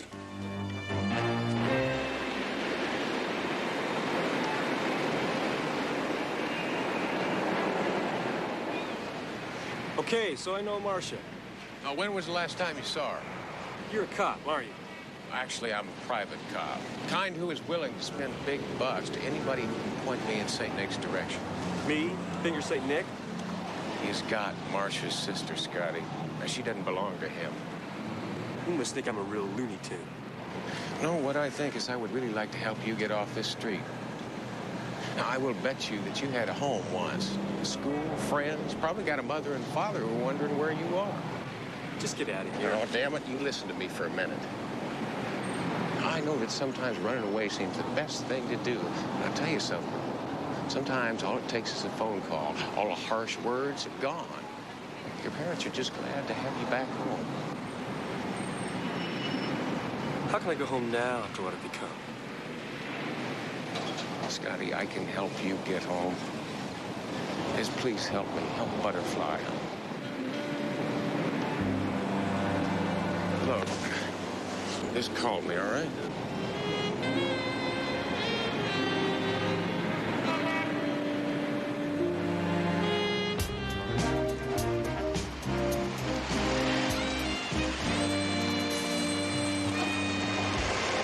Nice timing.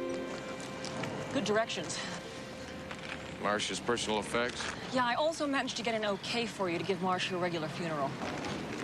Thank you, CJ.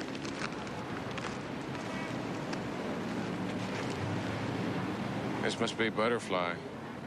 Houston, when you do find Butterfly, what are you going to do with her? You can't send her back to that stepfather. First, we have to find her, CJ. What's this? I have no idea. It looks like some kind of a code. I'll take it back to the office, run it through Baby, and see what she says. What are you going to do? I think I'll stick around here and talk to some of the natives. Maybe one of them will be able to help us find Butterfly. Well, be careful. Try not to run to those charming people who chased you and Marcia the last time. Plan to be very careful, CJ.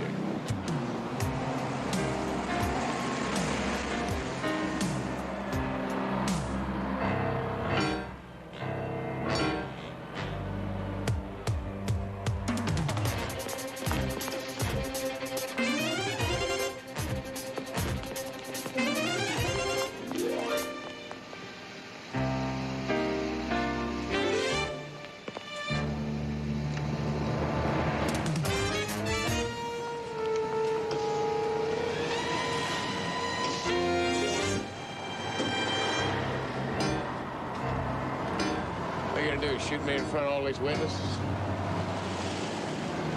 Let's go take a look at the view. Come on. Come on.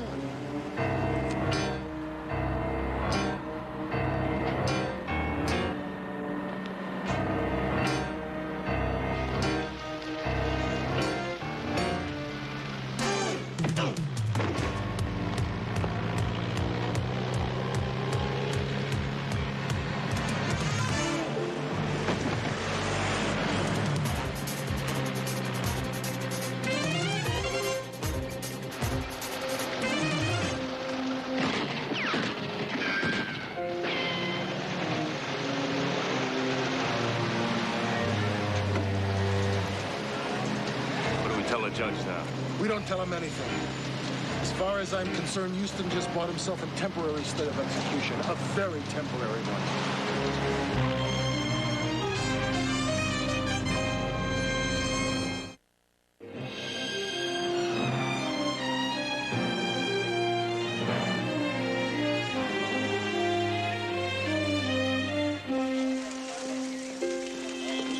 Here you go, Lieutenant. Thought this Marcia Hall murder was another file and forget case. No, what gave you that idea? Watch Commander told me to bury all throwaway cases to make room for more important ones. Terrific. Thanks, Swifty. All right. All right. Let's see what we got on those two bus riders you picked out of the mug book. Janos Dimitri R. 5 years hard time for armed robbery and attempted murder. Added 2 years for ADW. Currently on parole, and the rest of it is penny ante stuff. Let's see how. Riley, Hadley W. Likewise did time, Burton Q. Burglary, GTA, ADW, rape. Likewise on parole. Uh-oh. Both in the same joint at the same time. Couple of all-American boys. I'll issue an APB on them. Thanks. See you in the morning. If you're talking about Marcia's funeral, no. I'm doing court murder case. Oh, you might want to apologize to that female officer for what you were thinking. You see, she spends her dinner hours around here picking up collection, making sure that throwaways have flowers at their funerals.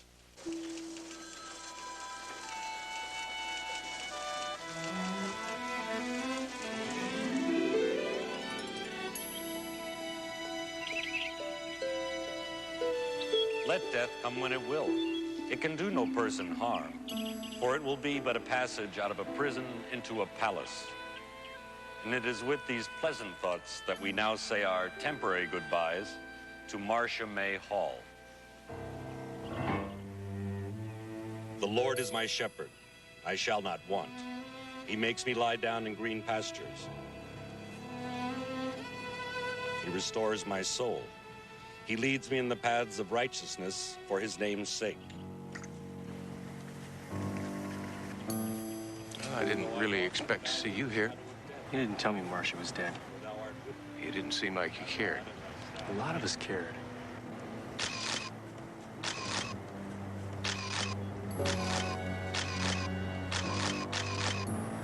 Marcia wanted out. We were pulling for her. Now she is out. How about you, Scotty? You want out, too? I'm scared. I know you're scared, Scotty. I can help you. Now, I'm not going to let anybody hurt you. Maybe later. Why I came. I think I know where they're hiding Butterfly. You know, Butterfly, you're going to have a very happy life. You're very lucky that Saint Nick took a liking to you. He'll be good to you. You wait here, Annie.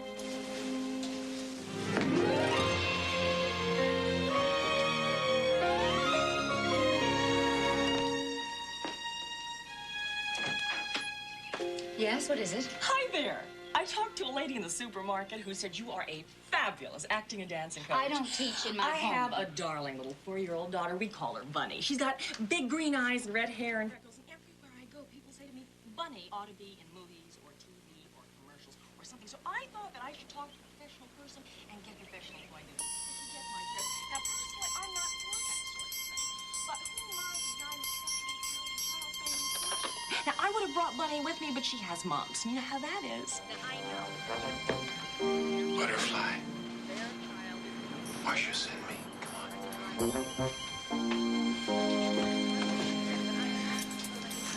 All right, Hoyt, I've got her. Let's move out.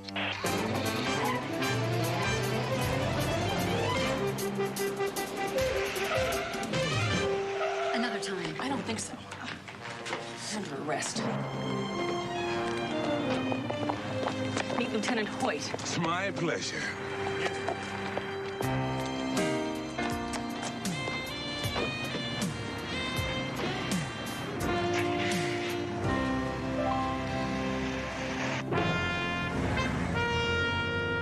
You're certain that he was talking with Houston? Positive.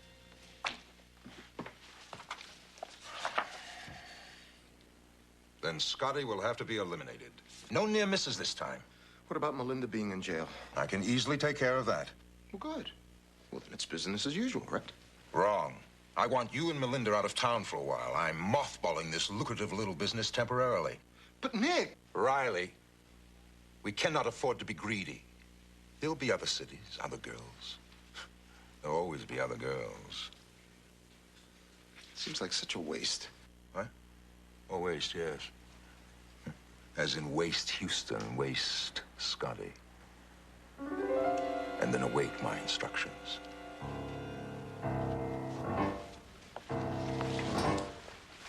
Riley, use the side door.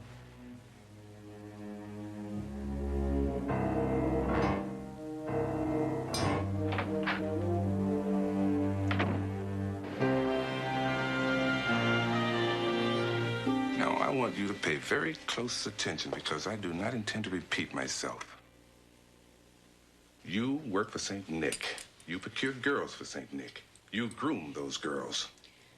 I don't groom anyone. Oh, of course not. No, you just give them a little image, right?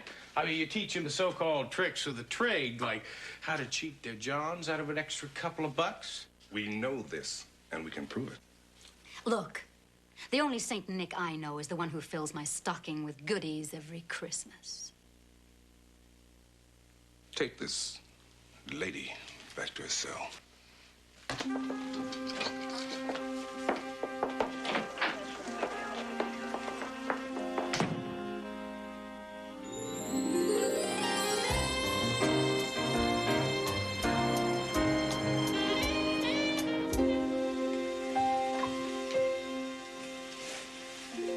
Get a good night's sleep, little one. No more worries. CJ, it's my fault Marcia got killed, isn't it? No, Butterfly, it's not your fault. And you can't take the blame for what St. Nick did. But he did it because Master tried to stop him from turning me into a hooker, like he did her. Sweetheart, listen to me for a moment. What Marcia did, she did out of love for you. And that's the best kind of love. It's unselfish love. I loved her too. CJ, can hookers go to heaven?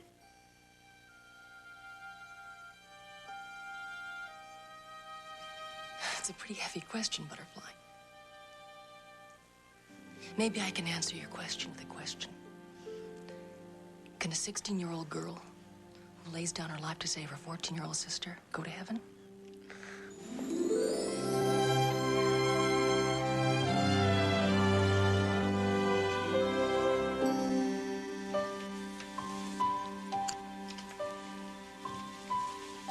She finally fell asleep. Poor little girl. Her only crime in life was not being able to pick her own parents. I want St. Nick's, CJ. So do I. Listen, how are we doing on that list of scrambled names and numbers that we found in Marcia's purse? Baby is suffering from terminal condenser trying to break that code. Houston. This is Scotty. Yeah, Scotty. You gotta help me, man. I'm scared. Well, scared of what? Someone's following me. I don't know who. So where are you? Same corner. You stay put. I'm on my way.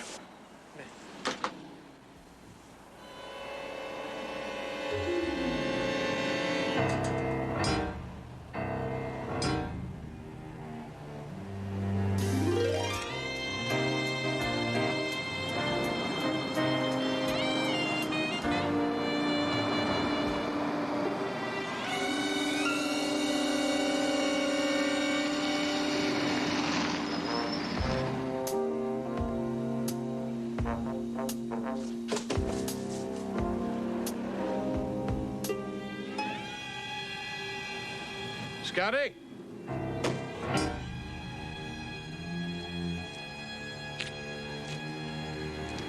Scotty!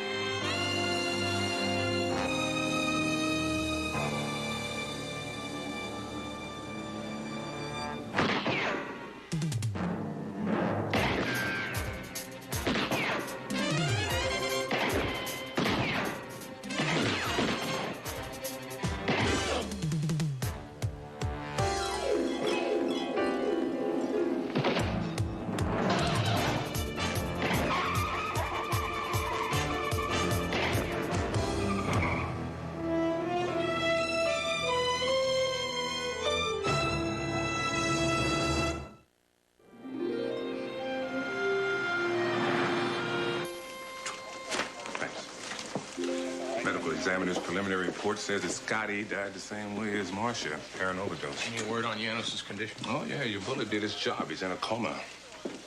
There's an APB update on his partner, Riley, but he just seemed like he's dropped off the face of the earth.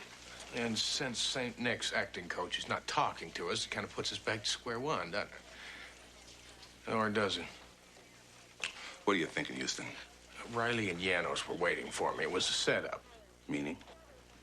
Meaning that I'm probably making St. Nick sweat. I'm getting to him. That's terrific. When he finally kills you, we'll know you were breathing down his neck. Lieutenant Hoyt. I'll tell him. That was CJ. She says to tell you she cracked St. Nick's code.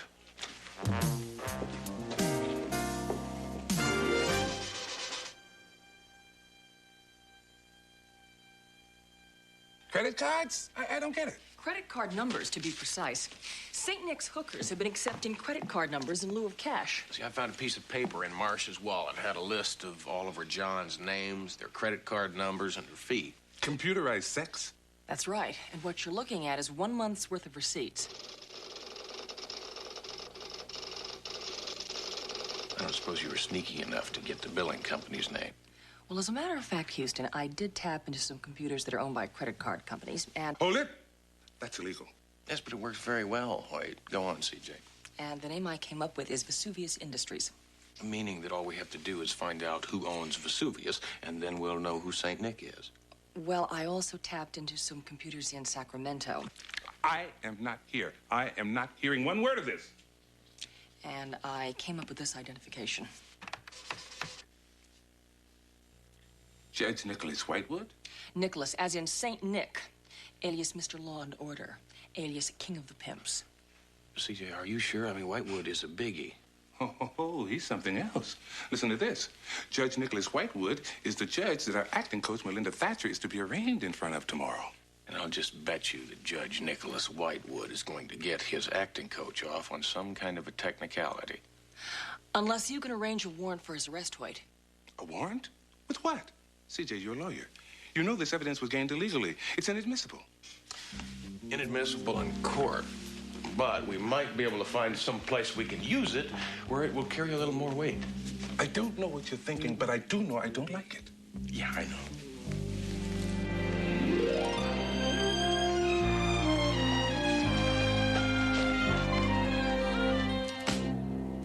It's all there, Melinda. Names, credit card numbers, price of every trick, turn, the works. Care to talk about it? Not really. I'm due in court shortly. Right. You're being arraigned in front of Judge Toller. Judge Whitewood. Oh, I guess you didn't hear the news. Oh, Judge Whitewood's going to be in court, all right.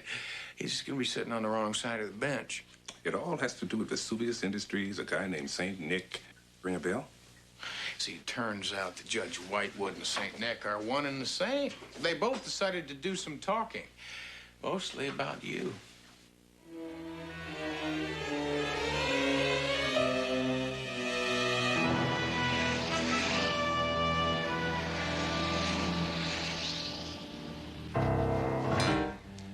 Melinda and I are booked on a plane in 2 hours. Good. I'll call Melinda's case first, dismiss the charges, and you two can head for the airport. Then, in a month or so, the dust settles, you'll come back, and St. Nick will be back in business. This court is now in session. The Honorable Judge Nicholas C. Whitewood presiding.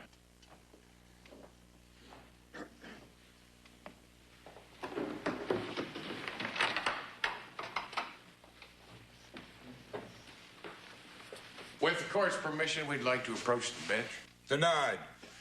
Bailiff, clear this court. Sorry, Your Honor, I can't do that. See, this is police business. I have a warrant for your arrest, St. Nick. See, Melinda talked. She told us everything. Well, then I'll have to call a permanent recess. Don't worry about me. Get him. What's going on? It's Houston. Now stop him.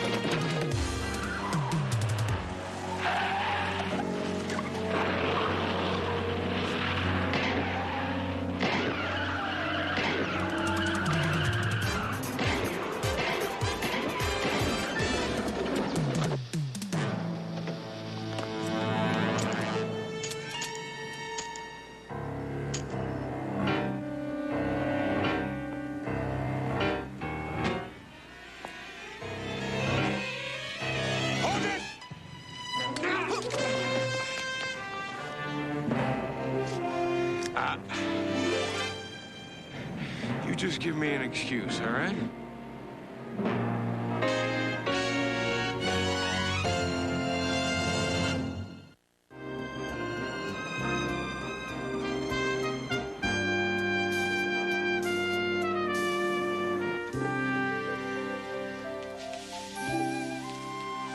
We're gonna miss you a lot.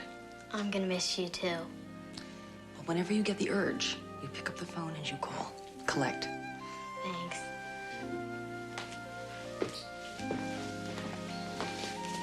I don't know how to thank you. I'll tell you what, You can thank me by growing up strong and happy, okay? Okay. You keep in touch, right? All right.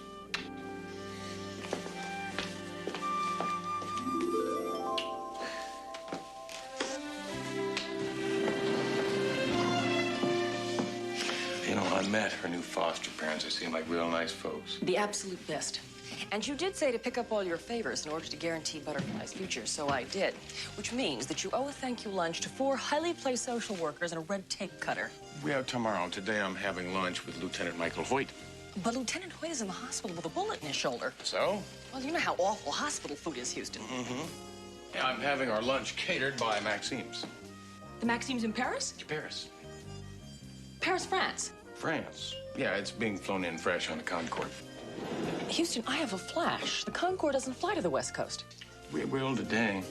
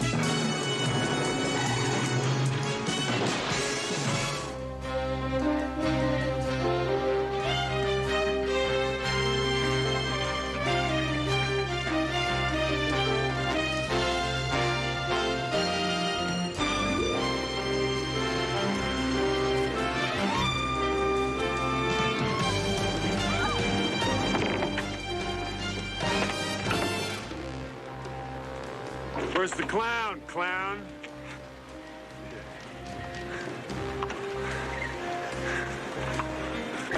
Hey, look now. Look, your boss knows how it's supposed to come down. He'll get the painting tomorrow when you guys bring the money, like we agreed. How attached are you to your face? Huh?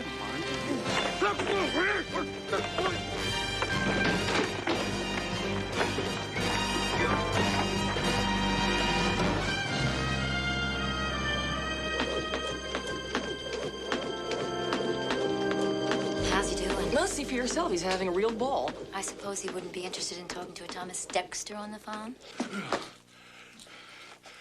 be interested in talking to Lieutenant Hoyt right now. Yeah, Dexter. I'm sorry to bother you, Houston, but it seems I've painted myself into a corner, and I need your help. So you're not still betting the ponies, are you?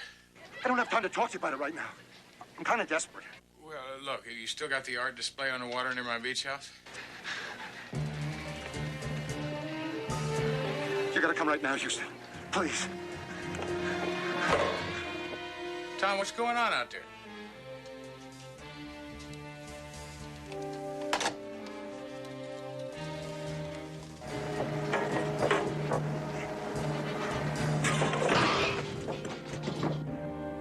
Houston, where are you going, and who is Thomas Dexter? He's an artist, sells paintings on the boardwalk by my beach house. Met him a couple of years ago in Waikiki. He was stuck in the middle of a counterfeiting ring, but he helped me bust him. Doesn't sound like much of an artist. Good artist, CJ. He's just a better forger. That still doesn't tell me where you're going. I'm going to talk to the man, CJ. Why don't you finish my workout for me?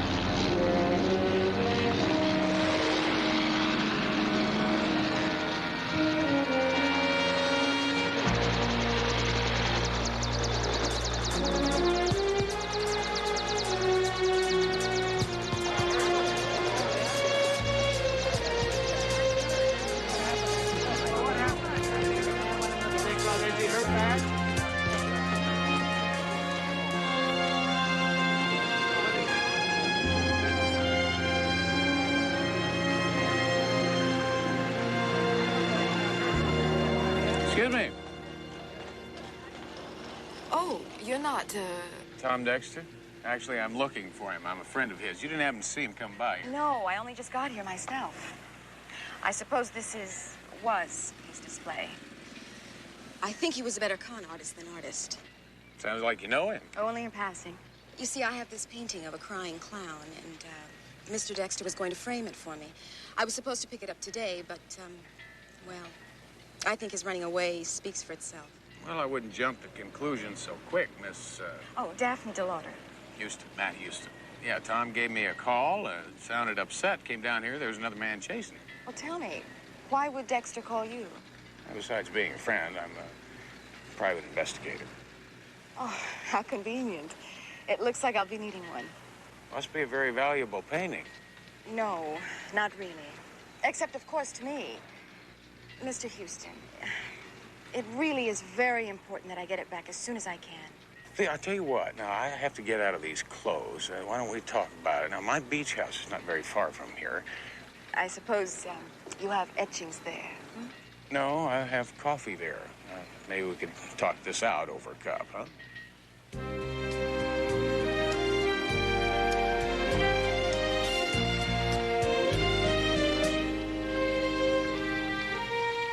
I've never met a private detective before. I suppose you'll want to be paid some kind of retainer. Well, I don't think you understand.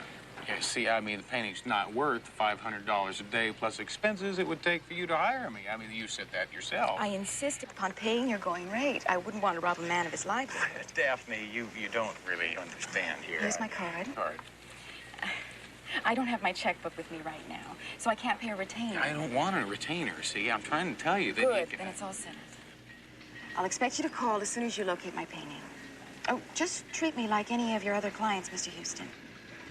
Although, I imagine my being a woman and your being an attractive man raises the potential for complications. But I think we can handle them, don't you? Thank you, Mr. Houston.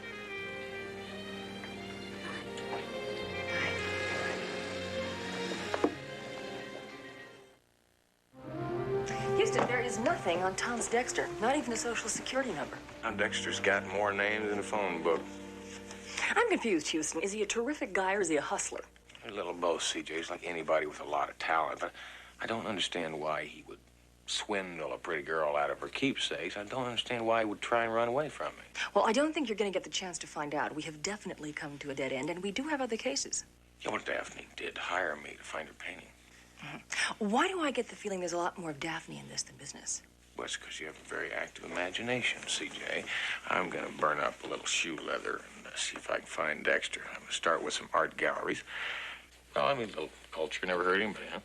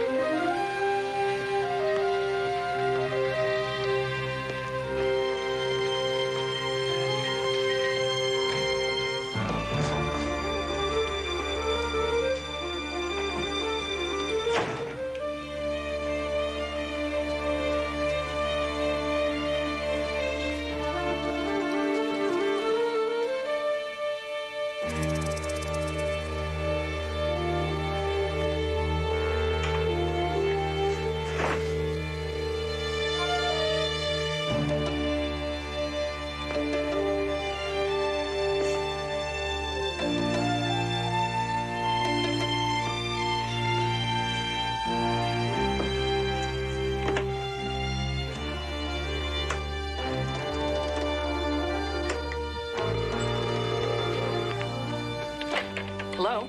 Yeah, CJ, it's me again. Listen, have you heard anything from Dexter? No, not a word, Houston. Have you found anything on your end? Yeah, a big mess. Yeah, I've been to 17 art galleries, and not a one of them have ever heard of Dexter before. Besides that, somebody's been through my beach house, and it looks like they were trying to find something I can't Hang on a second.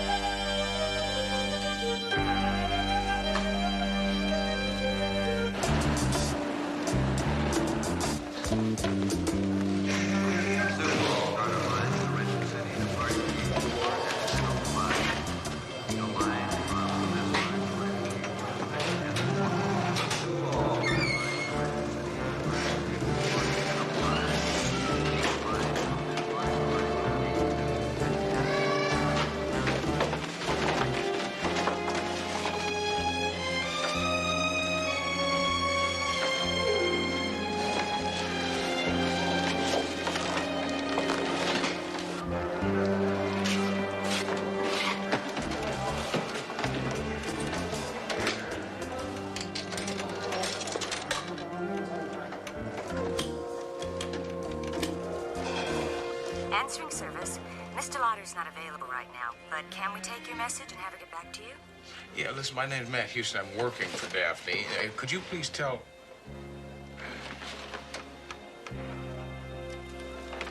why don't you just tell her that I'll call her back, all right?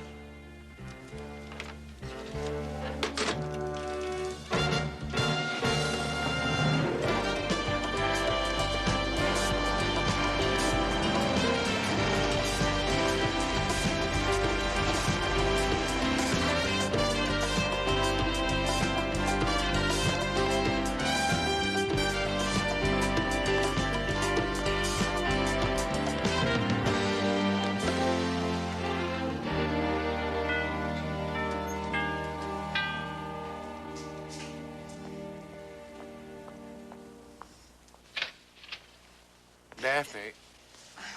We heard you drive up. Please, come in. However, did you find me? I called your answering service. But they told you I was here at Mr. Van Poolen's? They never should have. Well, it doesn't matter. If you've come about the crying clown, I already know everything. You do? Mm-hmm. You're here to say I told you so. Because when I got home today, I found Thomas Dexter waiting for me, and just like you said, he returned my painting. You talked to Thomas Dexter this afternoon. Not more than an hour ago. Matt, look, I really do appreciate all the trouble you've gone to on my behalf in looking for my painting, and, well, I hope that this doesn't mean I won't be seeing you again. Mr. Lauder, sorry to keep you waiting. I trust that this is the amount we agreed upon. Yes, thank you. Mr. Van Poolen, I'd like you to meet my Matt friend. Houston. Yeah, I've read quite a bit about you, sir. I mean, cold, steel, big game safaris. It's a pleasure to make your acquaintance. If you'll both excuse me for just a moment, please.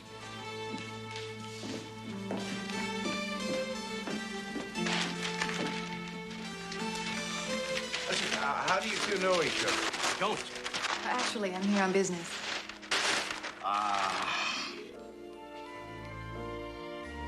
That's why it's so lucky that Mr. Dexter returned the painting.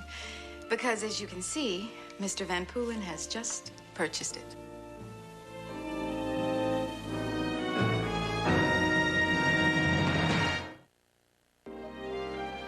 CJ, this is the clown that Dexter hid at the bus station. Van Poolen bought a copy. I don't pretend to know about art, but I have a 12-year-old nephew who could do this stuff. That's the point, CJ. Why would Tom Dexter want to hide it? Hey, why would somebody want it bad enough to kill for it? Maybe it's someone with good taste. Yeah, why would Daphne tell me that it was a sentimental keepsake and then turn around and sell it to Arthur Van Poolen? Houston, this is getting very confusing. Yes, it is, CJ. Maybe there's something underneath the painting. Just send it over to the police radiology lab, have them x-ray it, tell them to get back to us as soon as they can when they find something. Houston, if we take this down to the police lab, we will really have Hoyt breathing down our necks. He's still annoyed with you for doing your vanishing act at the beach house. Yeah, well, you've got to stall him as long as you can. I need some answers before we get back to our favorite lieutenant. Why don't we try some of Dexter's aliases? I found these phony business cards in his wallet. It's worth a shot.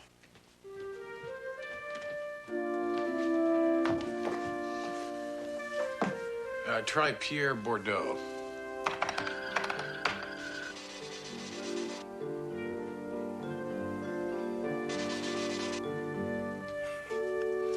Arturo Bandini.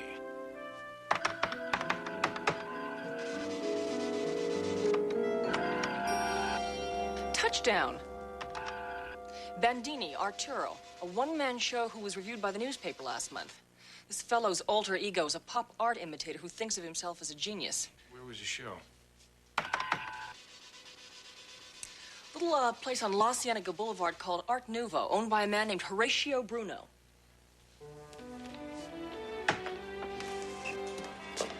Bandini. Arturo Bandini, the noted conceptual fraudist. I'm familiar with his work, yes. He was a fifth-rate painter of third-rate paintings. Was? Dead. Bandini? Dexter. Arturo Bandini was but one alias of a charlatan named Thomas C. Dexter. Minor talent with a major ego. He died last night under apparent unfortunate circumstances, if we can believe the news reports. And truthfully, nobody in the art world is going to miss either of them. I happen to have one of T.C. Dexter's paintings. Clown? Well, yeah, a crying clown. Now, how'd you know that? Self-portraits were Dexter's specialty. No doubt you're wondering if, in light of Thomas Dexter's death, this trivial work you possess might perhaps have gained sudden value. Well, actually, I was... No, it's probably not even worth what it costs to frame it. Still, if you'd care to bring it by, I would be happy to take a closer look at it. Well, I wouldn't want to waste your time. Oh, no, it's no trouble at all. Perhaps this afternoon. I'll give it some thought. Thank you.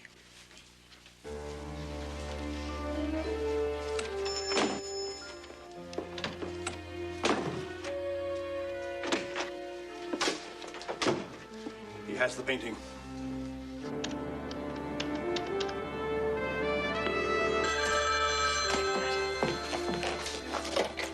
Matt Houston. Yeah, just checking in. CJ, listen, did you take the crying clown down to the police lab? I said it this morning, Houston. They said it's going to take a while. Yeah. Well, I guess in the meantime, I should try and track down Mr. Lauder. Houston, I have a bad feeling about this painting. Have you spoken to the art dealer yet? Yeah, Horatio Bruno himself. Listen, have baby start working on him. Also, keep digging on Dexter's alias, Arturo Bandini. Okay, but be careful. Listen, CJ. Houston? Hello? Something wrong? No, we just got cut off. I'll make you a deal. I'm gonna give you a little fresh air to breathe, and you're gonna tell me where you got the painting, okay?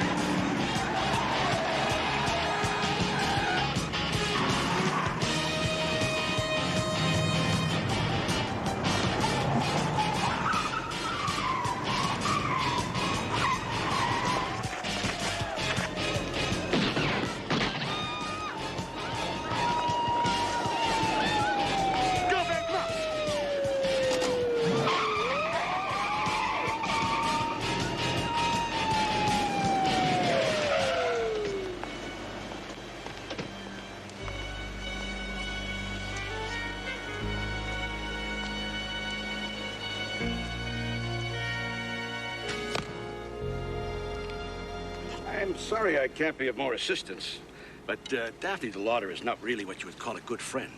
She's just someone with whom I've done a bit of business. Art business? Well, I dabble in collecting. I like to hunt things down, so to speak, for the sport. That's why I use bow and arrow. Gives the prey a sporting chance. I generally get them, though. I get whatever I want.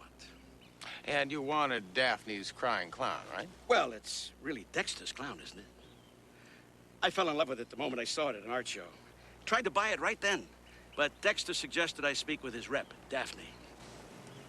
Dexter is a really fine artist, isn't he? He's dead. I'm sorry to hear that. Somebody killed him yesterday afternoon.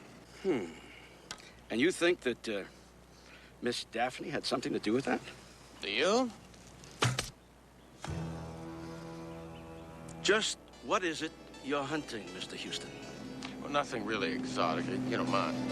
Oh, sorry. Be my guest. Well, actually, I'm just hunting your average everyday murderer. Yeah, and I tell you something. When I find him, you'll probably be the first to know. Have a nice day, huh?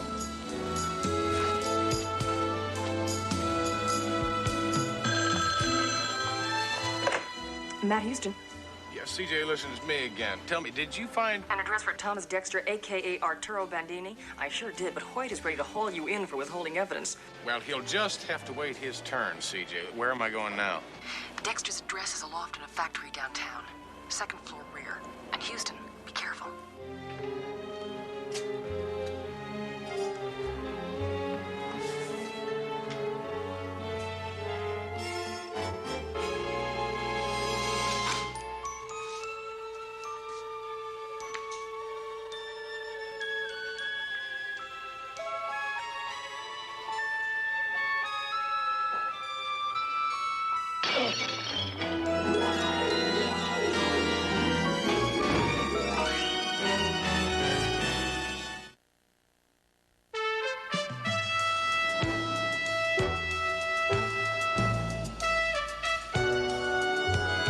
Mr. Houston?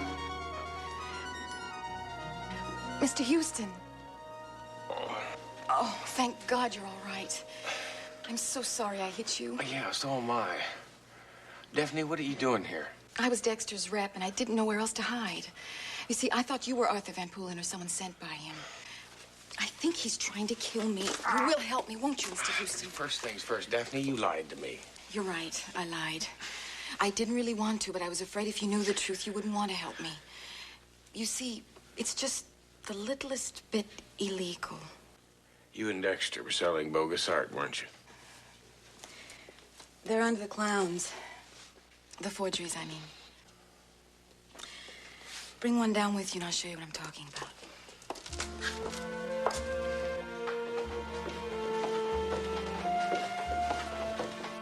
It's really very simple. I go to Europe and pretend to hunt down masterpieces for private collectors. While Dexter stays here and paints counterfeits. Well, putting a painting over a painting is a very common way of smuggling rare art into this country. So, none of our buyers ever thought twice about it. I can imagine putting a cover over a counterfeit and then one of his clowns over that would give you lots of time to get away with your money before the clients had a good opportunity to look at their merchandise. You must think I am terrible. Arthur Van Poolen does. That's why I know he wants to kill me. You see, he thought he was getting a Gauguin. And then when Thomas vanished, I had to sell him a clown with nothing underneath it. So he killed Dexter, and now Daphne, just wait a minute, all right? Now, Dexter was dead before you sold the painting to Van Poolen. He couldn't have known it was a fake. Well, then why? Is it possible that it's a real Gauguin? Well, it's possible, yes. I mean, that would explain why Dexter tried so hard to hide it and why someone wants it bad enough to kill for it. What have I gotten myself into? I didn't have any idea, Houston. You've got to believe me. I don't have anyone else I can turn to. Why, you just relax. I'm not going to let anybody hurt you. Oh, Houston, what are we going to do? Well, first I'm going to get you out of here someplace where I can keep an eye on you. You don't have to do this, you know. Well, you're my client, remember? Oh.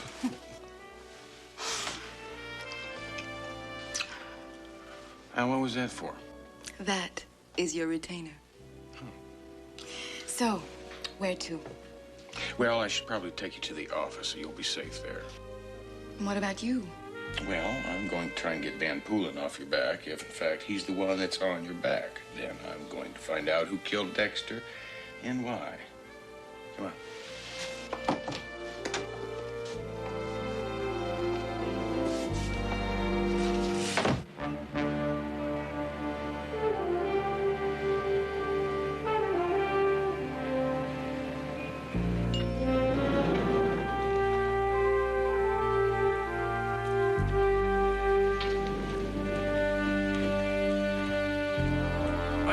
Now I know who's doing all my interior decorating. And I must say, I don't care much for the style. Imagine my surprise to find your office in such disarray. Where's Chris? I believe there was a prank call concerning you, something about a hospital and an accident. Daphne Delata, this is Horatio Bruno. How do you do, Mr. Bruno? I'm here to see the Dexter clown. You have it? I thought you told me it was worthless. I said I suspected as much. However, if I could see it. Well, obviously it's not here, but that's kind of dumb. You know that, And don't where you? is it? Mr. Houston, I'm prepared to buy the Dexter clown, if you do indeed have it in your possession. Would $50,000 seem fair? $100,000? That's an awful lot of money to pay for a third-rate painting by a fifth-rate painter, isn't it? I find that the memory of Dexter lingers, and I would like to have one of his paintings for posterity. Surely you understand. No, I don't understand, Bruno.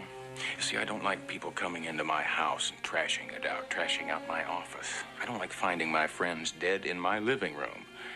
In other words, the painting's not for sale. I'm very sorry to hear that, because now I'm forced to take your painting in exchange for your lives. Kenneth, take Mr. Houston's weapon, please. Turn around, nice and easy.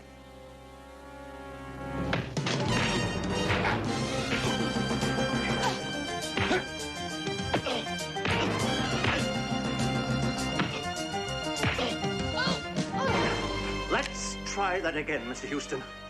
Please give your gun to Kenneth. I grow impatient.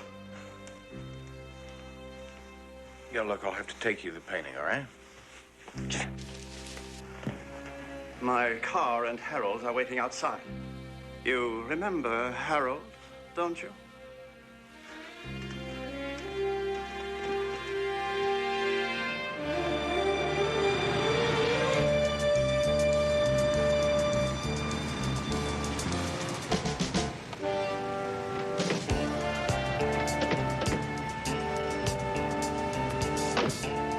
Kenneth, go put some ice on your head and meet us back here in a couple of hours, all right? Yes, sir.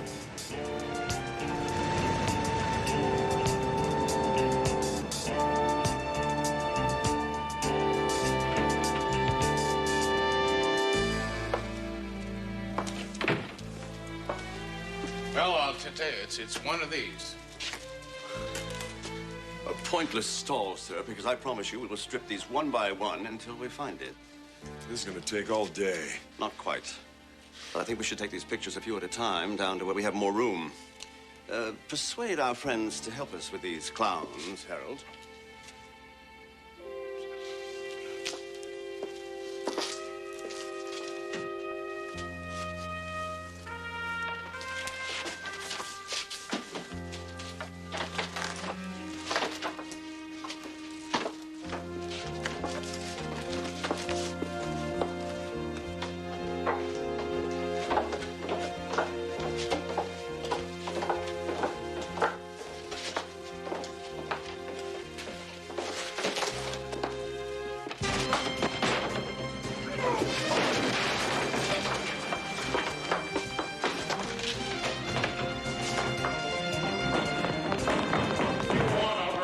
Just in case something happens, where did you hide the... Go on, I'll meet you back at the office.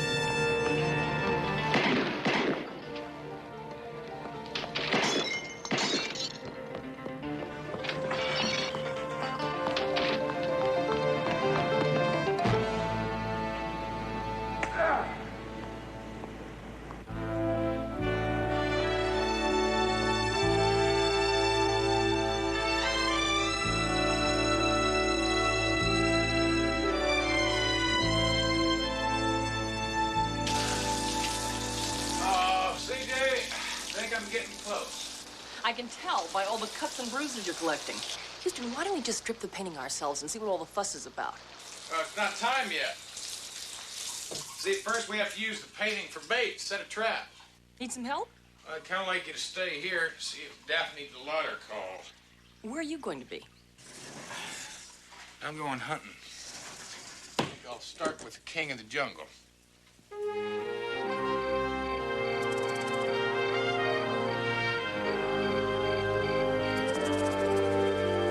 Never hunt alone. Too many things can happen to you. Tell me about the Dexter clown. Do you have it? You don't know what you have. Does the name Georges Moyer mean anything to you? Artist, maybe? A legend. Murdered by religious lunatics in the 1600s. All his works collected and destroyed, but one remained. A small pastoral called A Study in Sunlight, and it was lost around the turn of the century. And Dexter and Daphne got their hands on this Study in Sunlight, and you were going to buy it from them.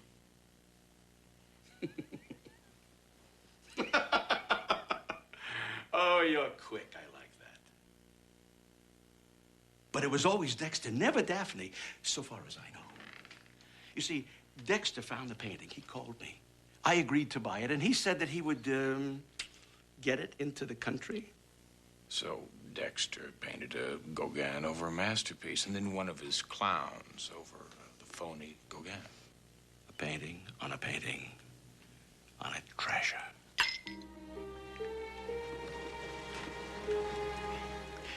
If I told you the painting was worth $1 million, would you think I was crazy? 10 million? 20 million? You get me that Dexter clown, and I'll give you $500,000. You just told me it was worth 10 times that. You killed Dexter, didn't you? The painting killed Dexter. You think about it. Get me the Dexter clown, and the money is yours. We'll keep in touch. Houston. I'd better be able to trust you on this. You really don't have any choice, do you?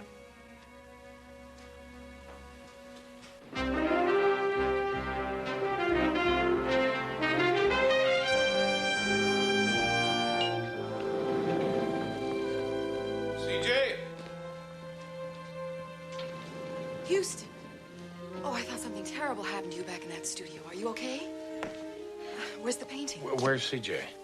I don't know. I haven't been here long, and nobody's been here.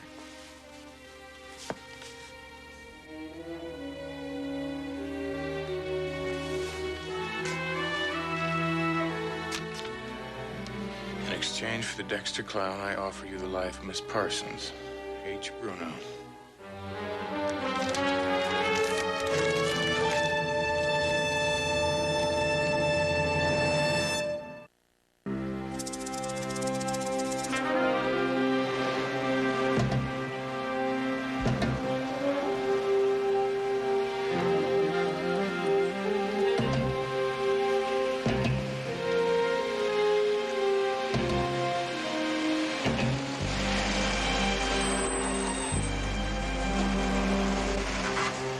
Bring it? Where is she? In the car. Quite well. Now then, where's the Dexter clown? I don't have it. Wait just 1 minute. Do you place so little value on the life of your assistant, Harold? Now, hold on, fellas. Just slow down. I don't trust you or your assistant. I had Daphne go pick up the painting where I left it for safekeeping. She should be here any minute.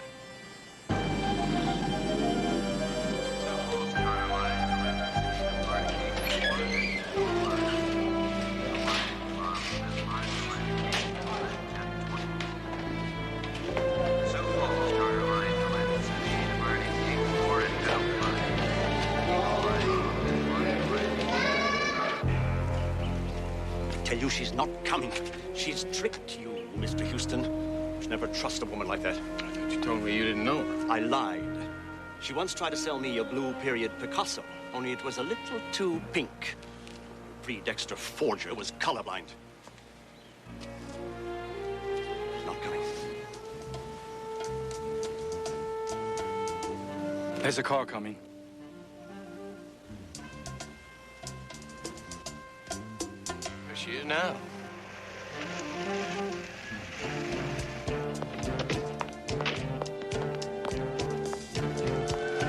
Well, it's about time. Let's go. Sir, there's another car coming up the road.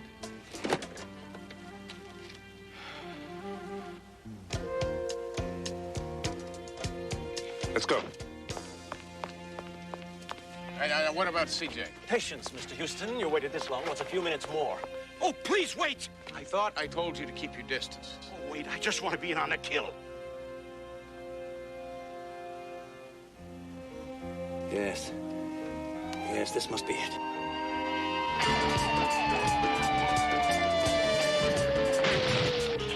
Get rid of him.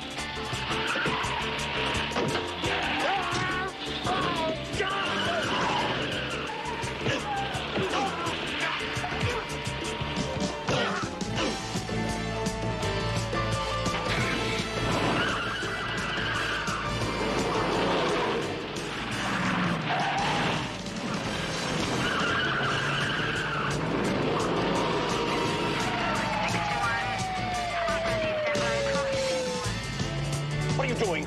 Are you crazy? Get back there! What?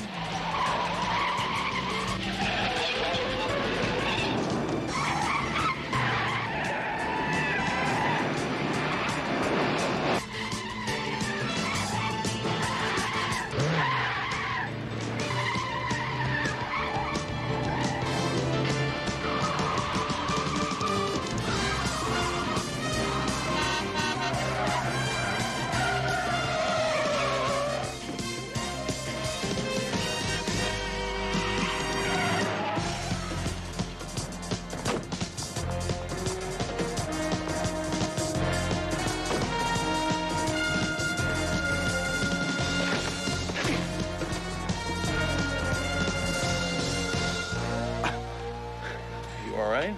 Just a little shaken up.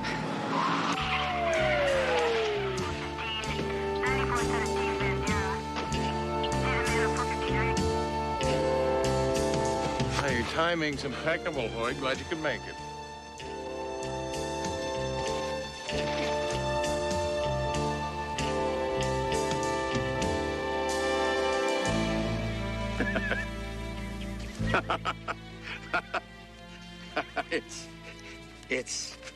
Yes.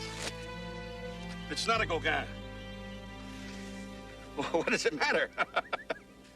Dexter could have painted anything on it.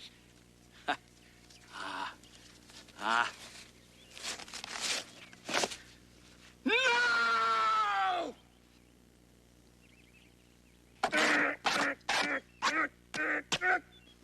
You're all nuts. Come on. Dexter lied. He never had it. He never had it. It's still out there.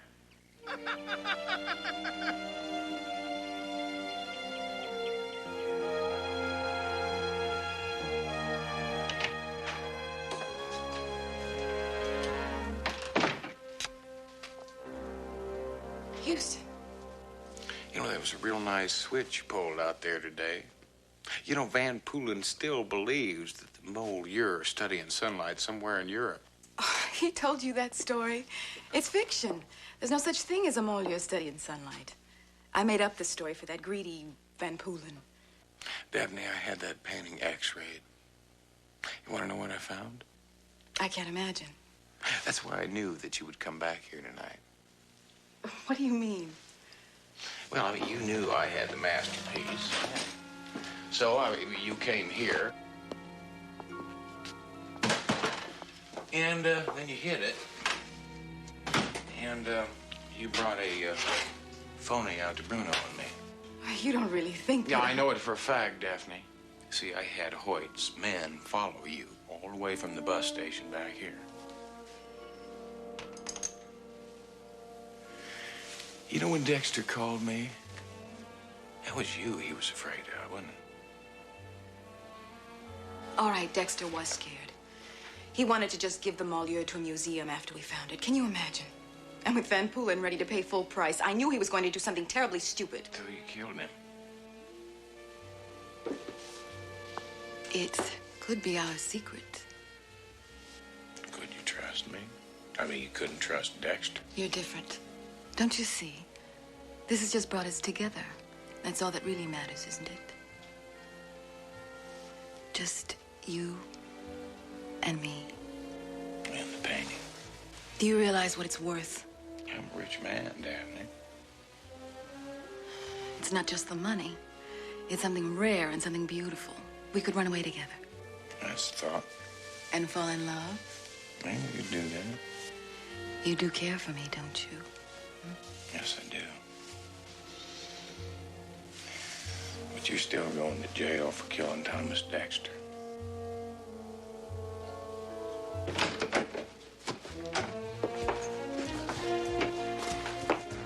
My time is getting better, huh? Yes, it is. Yes, it is.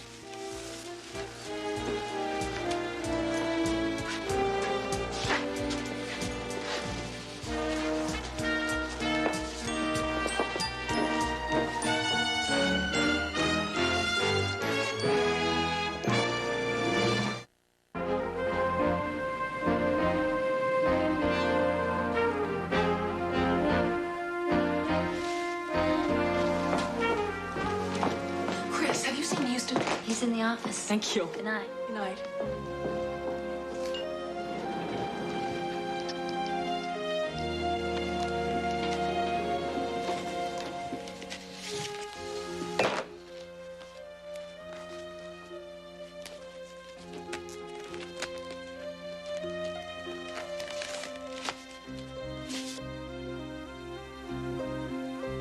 There's your Gauguin.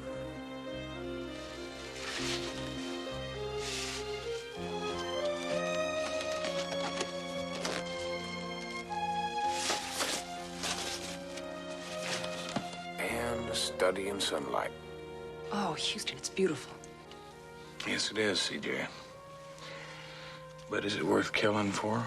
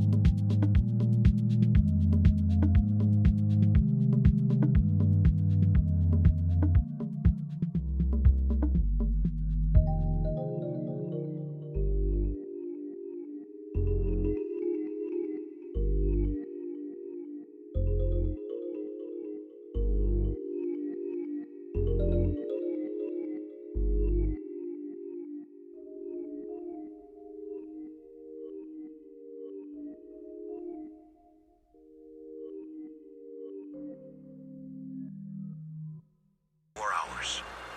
Give me a hard time. Try and cross me, and I'll just leave her there.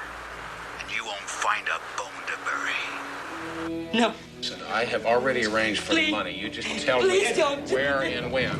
No. It's all right. He's going to help her. No. He's going to take care of her. Oh, she's going to be okay. He just wants the money. The old drawbridge, San Pedro Harbor. There's a phone booth there. Bring the money. I'll call you and tell you what to do next. 12 noon. And remember, that girl's got 24 hours. Till tomorrow morning. After that, she's dead.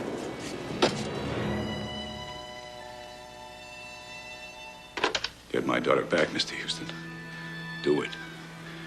The way you think it's right, even if it means the police. We'll get her back.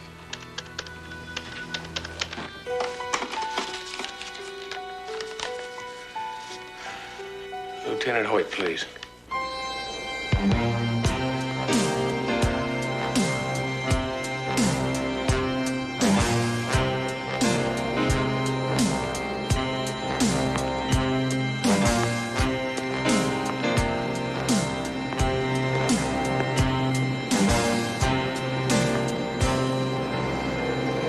That phone is still not ringing yet, Hoyt. Why do I get the impression that something is very wrong here?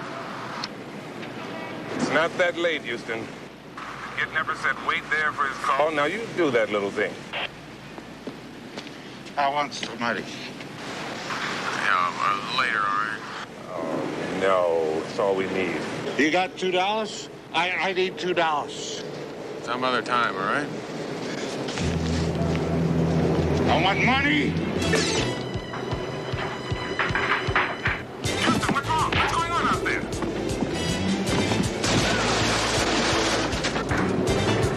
Houston, what's wrong?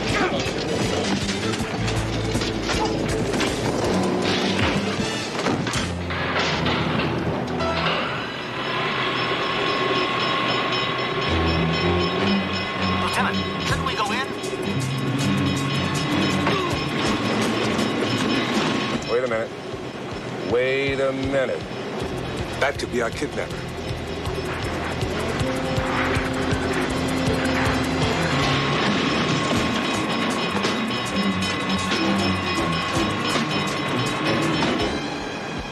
Get that blue car! Hit it!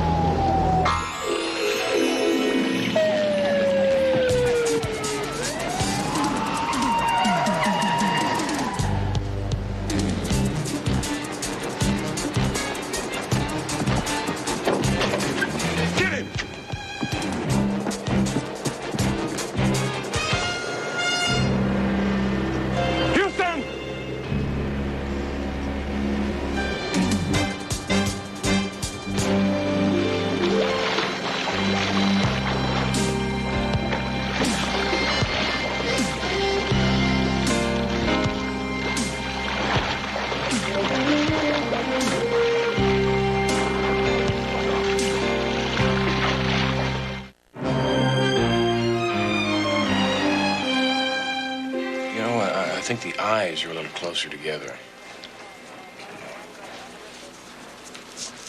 How's that? That's him. At least it's very close. All right. That blue car cruising the area turned out to be a guy that took a wrong turn looking for an address. And I have a hunch your wino is going to turn out to be just another wino. But we can at least check him out. We can do that, right? Do it. Okay, look. Stop kicking yourself, Houston. Murphy's Law. Everything that could go wrong, did. So what now, huh? Wait for the kidnapper to call again, Hoyt? What if we scared him off? What if he decides to leave that little girl right where she is? You do remember what he said. We won't find a bone to bury. Lieutenant Hoyt, there's a phone call I think you should know about. It's the damnedest thing I've ever heard. I think it's about the kidnapping. Central Division, Officer Owen speaking. Can I help you? Hello? Who's calling, please? Sometimes I see pictures in my mind. Will you state your name and number, please, sir? Oh, maybe I shouldn't make this call. If you'll just give me your name and number, sir. Sir? Adrian Harcombe. The Caravelle Club is good enough for an address. That's where I work. Incidentally, about your back, you should listen to your doctor. What? Sometimes I see pictures in my mind. I had to call you. I know when I'm needed. A girl has been taken. Yes, I'm sure it's a girl. Clean about herself. Pretty. Makeup. A lot of makeup. Too much. Gina Morano wore a lot of makeup. She had a mole. She was self-conscious. Oh, God, who's in my room? Please. Please don't hurt me. I can't breathe. Can't breathe. Man. Drowning. Oh. I am dying. Drowning. Bridge. Drowning. Can't breathe. Dear God.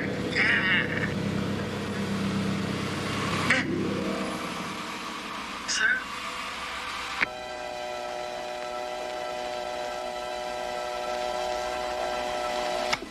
Owen, let me tell you what you just bumped into. A nut. I thought of that, sir. But he knows. Half the reporters in this town are wearing out the benches in the police lobby. It's already out on TV and the radio.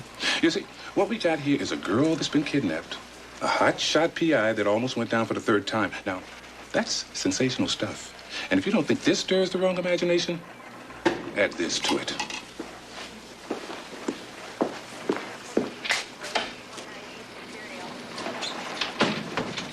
I do have a back problem. And that call came in before you were knocked in the water. I checked the log sheets. The fellow who made the phone call, what was his name? Adrian Harcombe at the Caravelle Club. Thank you.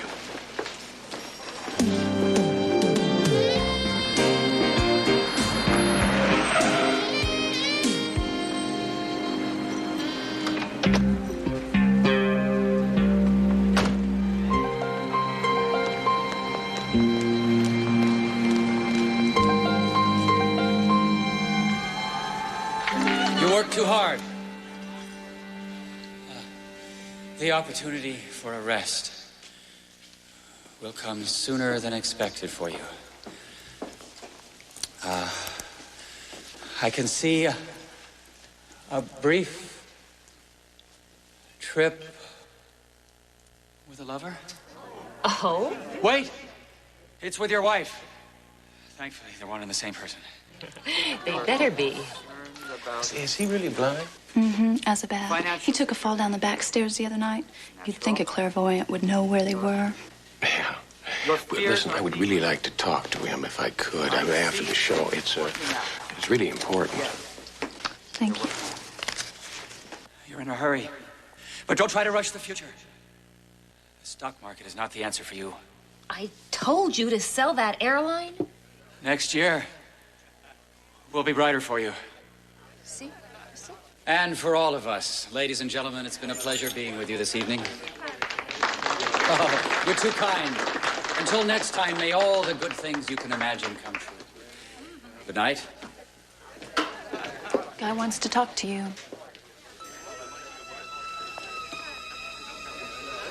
No! I'm drowning!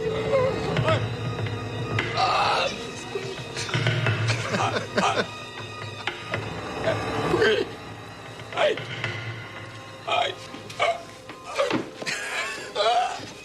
Hey, this is for real!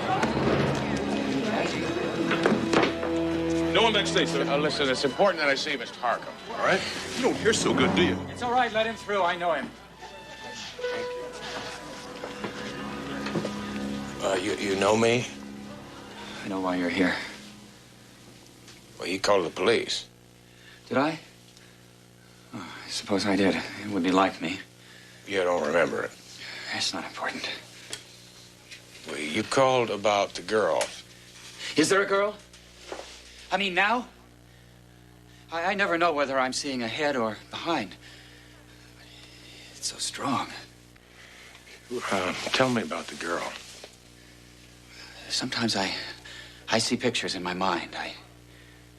I can see the girl now, clearly. She's in a car. You don't believe me? Well, it's just it's a big city and there's millions of cars. Maybe if I had an article of clothing and a map, I could show you where.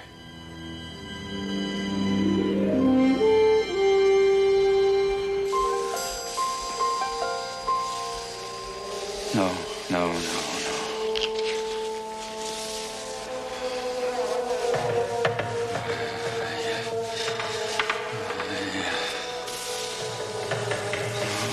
Where?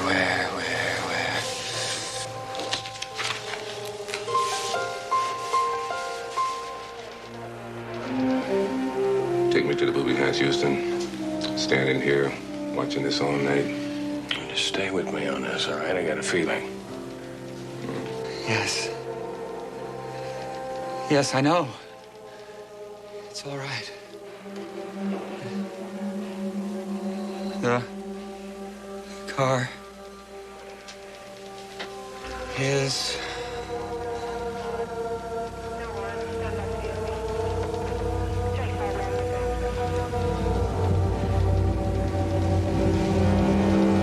here.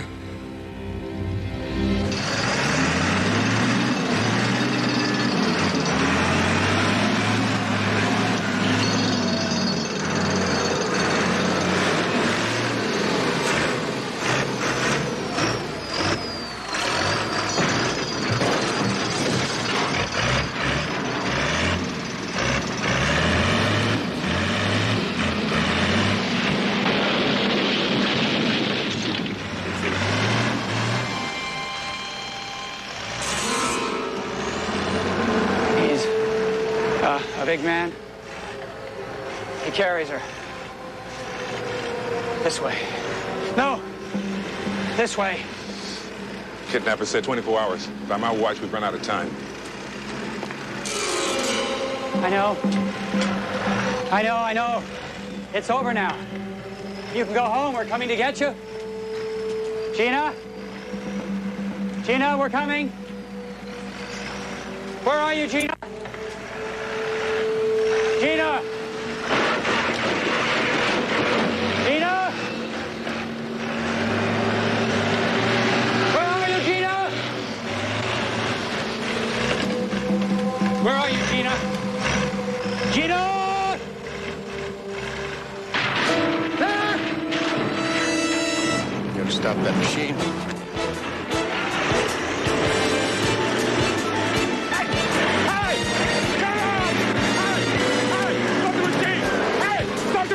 Hey! Stop it!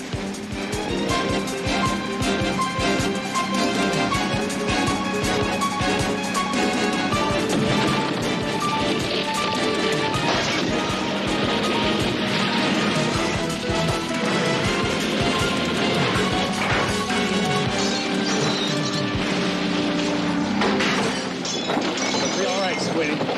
It'll be all right. Get her to a hospital and let her folks know she's gonna be fine, all right? Be all right.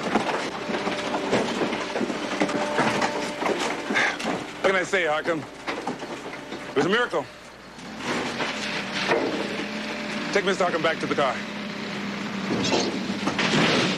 Now, wait a minute. We gotta talk. About what? About him. What? Because I don't believe him. I don't believe any part of it.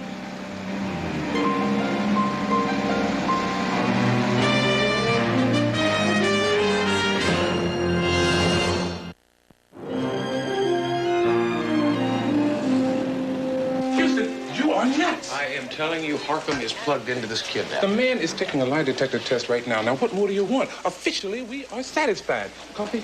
Yes, please. We don't shout it around, but I mean, clairvoyants have had police solve cases more than once. Come on. Harkham felt drowning. The guy who made me feel drowning did it on purpose. We have been through all of this. Thanks. I'm telling you, the guy on the pier, now, he heard those sirens. I should have been long gone, but he stayed around, made sure I went in the water. You know what? You sound just as if you're taking this thing personally, just like our psychic friends made a fool out of you, you know? How come a kidnapper? The man is blind. Well, he's working with an accomplice then. I don't know, maybe the guy on the pier. All right. While he was playing around with those maps, I had R&I run a check. No previous criminal record could be found. Since he's hit this town, his activities have been exceptionally ordinary. He goes to work at that club, he goes home to his room at a motel where he lives by himself, and he stays to himself. Houston, I'll take the miracle. Excuse me. Mr. Houston, I think we have some identification on that man who attacked you at the pier. Good. You see what she's got, and I'll go and make you happy and see how Harkham's doing. Thanks. Yeah, well, how's your back? Well, it's holding me up.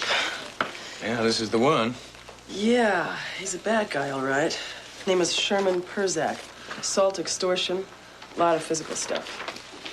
Our information says there aren't the brains here to do this kind of kidnapping. You know, I have my own ideas on that. And what would they be?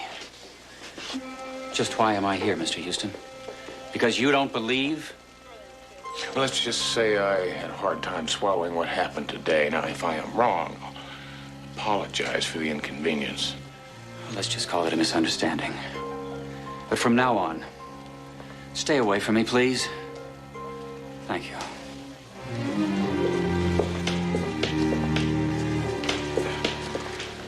Yeah, I kind of hate to ask this, but tell me, how'd our friend do on the lie detector test? Yeah, he passed with flying colors. They asked him if you knew anything about the kidnapping. He said, of course, I know everything about it. I'm clairvoyant.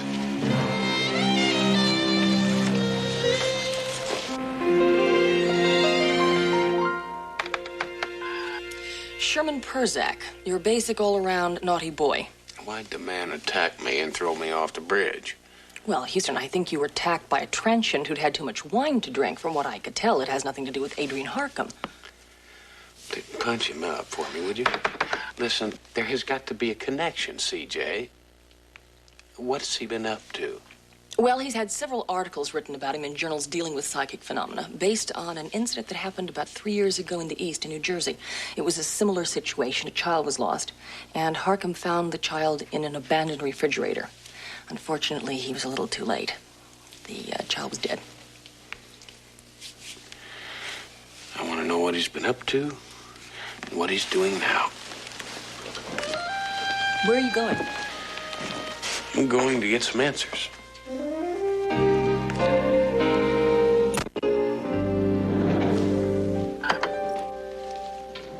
How did I get this way?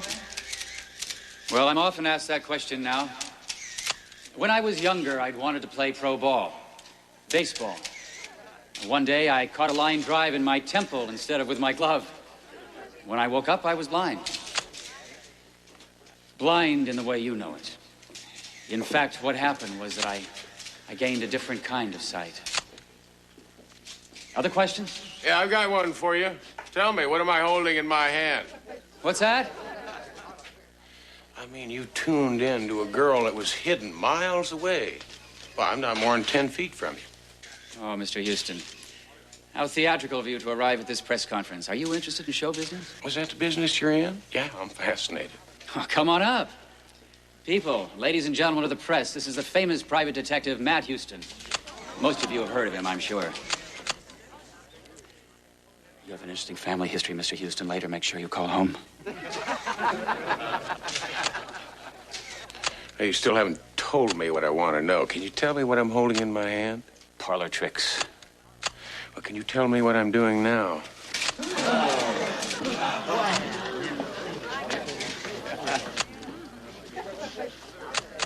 It's all right.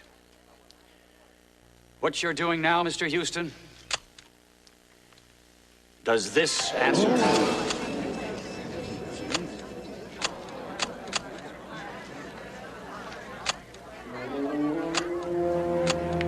Now get him out of here.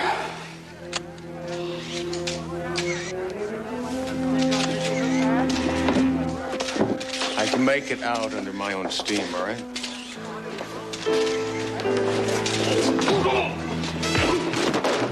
No! It's the boy. He wants the boy.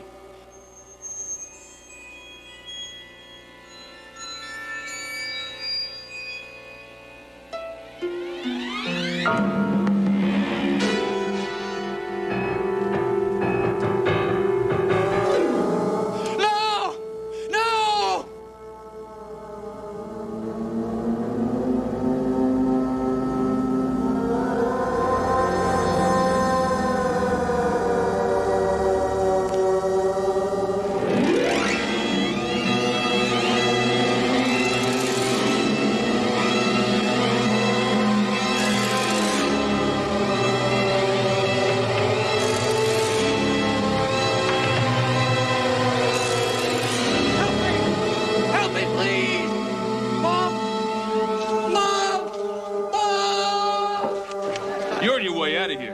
I have to talk to Harkham now. Why don't you just take care of your friend, huh?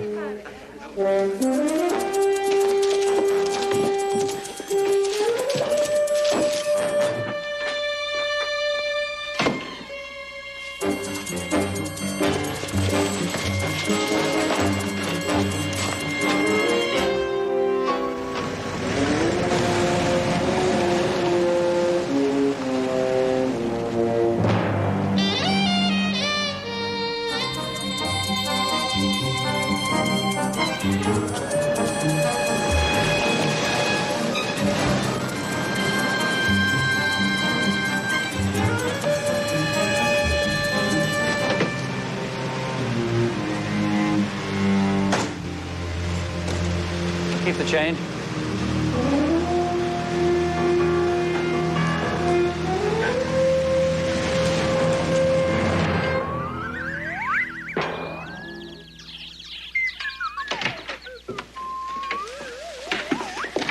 I phoned the parents. We're rolling. We've got a problem. By the name of Matt Houston. What about it? Well, the police are satisfied. They have enough on their minds. But Houston won't let go. And he's got you ID'd. What do I care? In a couple of days, I'll be in Mexico with $1 million. I'm saying we're not going to get the days unless you do something about Houston. Like kill him. Soon.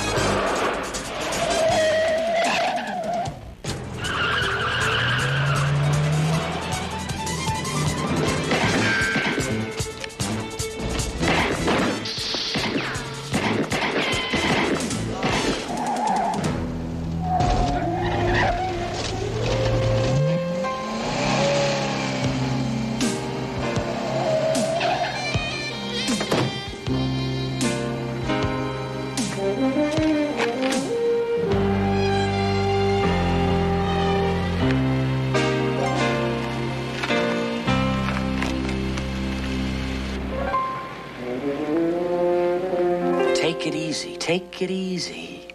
I thought it would stop bleeding, but I can't get it to stop. I can't go to a hospital. No. Of course not. I don't know what to do. You gotta help me, Mr. Harkham. You can think of something. I know you can. Go to the ravine. Where we hid the boy. I'll meet you there.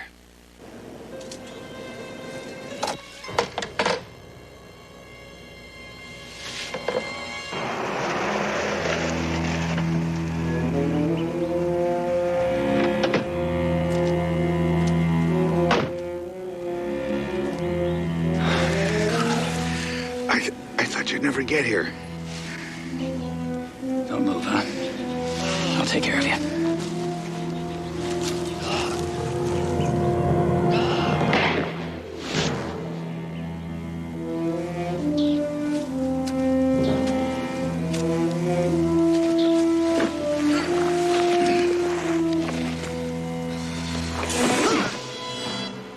Why? Things didn't work out for you, Sherm. But they still will for me. I did everything you said. I'm sorry I didn't kill Houston. It's all right, Sherm. Just as long as the trail ends here. No!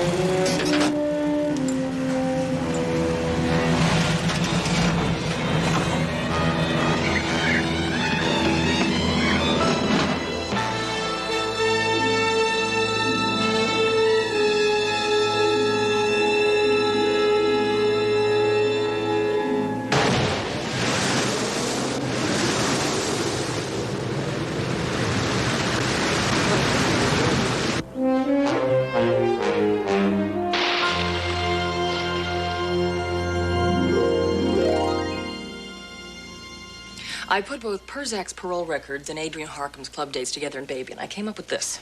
A bit of overlapping. Kansas, Philly, Trenton, New Jersey.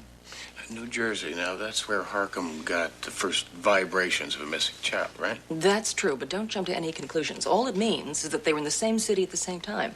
There are no matching clubs, and Perzak was a bouncer, which meant they could have met. CJ, they are in this together. I know they are. I just wish the hell I knew what they were in it for. I mean, Harcum doesn't want the money, doesn't want the recognition. What does he want? It's a little late for a visit, isn't it? Just got a call from the station. Headed there now. Thought you might want to be in on this. What happened, Hoyt? Well, it seems like all that psychic mumbo-jumbo Harcum was expounding at the club today wasn't mumbo-jumbo. There's been another kidnapping. The son of Mr. and Mrs. Harold Vanadam. Wait a minute. The Vanadams? I mean, the money Vanadams? The big payoff Vanadams. Harcum's going for the big marbles.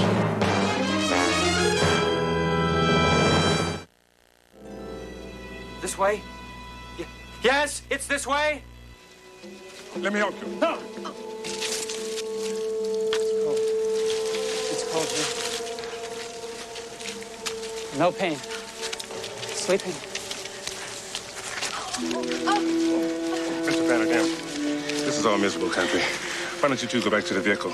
We can be more comfortable. No, absolutely not, please. We've got to be here. All right, come on.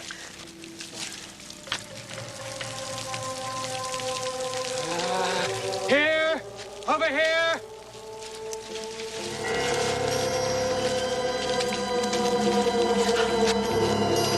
It's cold.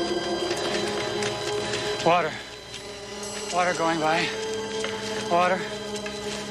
Oh. Mom? Mom? There! Let me after you. He's here! It's him.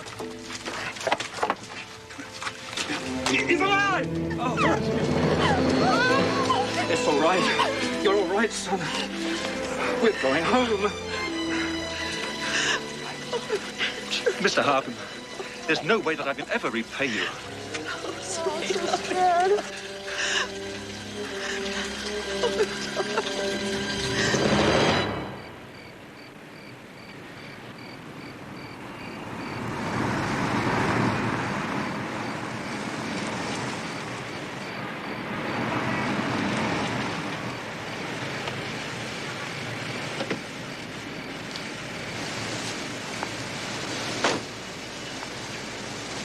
Thank you, Charles.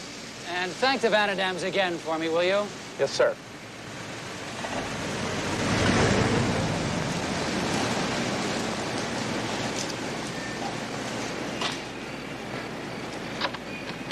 Now the local weather. Sunny and hot today and tomorrow. Saw your car. Looks like you're traveling in real style these days, Harcum. What are you doing here? I just thought I'd stop by and congratulate the winner. Is that alcohol I smell in your breath, Mr. Houston? Yes, it is. Yeah, it's your scotch. I hope you don't mind. Thought I'd make myself at home. Been watching your press coverage on television. You really put it all together, didn't you? Tell me something. How much did you get from the Vanadams? Oh, that's insulting. In fact, the Vanadams have been very generous. It's long been a dream of mine to create an institute for the study of psychic phenomena. How much did you get? Well, it will be in the papers tomorrow. The Vanadams have begun a fund of some $3 million. In fact, I'm headed east tomorrow with Mr. Vanadam to select a site for the building. That's good. Yeah, it's nice. I'll tell you something. Why don't you pick New Jersey? That's where the first child you kidnapped died. I was thinking of Connecticut. Good night. I'm tired, and you are a charlatan. You're a fraud and you're a killer. I didn't catch you this time, but I will not stop trying. Sometimes I see pictures. I see pictures of you, Houston, leaving this right here, dropping this matter. Is that a threat? I'm not sure. I don't interpret the images. Why don't you give it your best shot, huh? If it's any solace to you, Mr. Houston, I don't see this ever happening again. The man who did this, I see he's gone. Well, this isn't my business. I'm away. Yeah, I know. To establish your new foundation. Yes. And there's some hope. I almost dare not say it. I might regain my sight. There's a doctor back east. I hope you do regain your sight. I really do. Because when you open your eyes, you're gonna see me. And I'm gonna nail you. Somehow, Mr. Houston, of all the possibilities, that's the one I just don't see happening.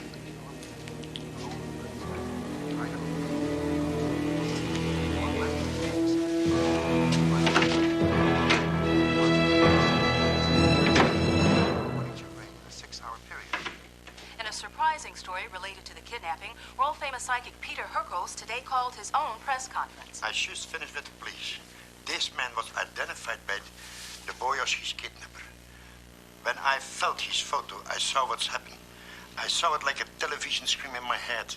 The man is dead. He is murdered. You say murdered, but the police have not reported finding any body. They will. There is water there where he is. Drowned? No, hit hard. There was a fight. He was killed by a gunshot. Can you tell us who his killer is? No comment. But when the police find the body, they will know.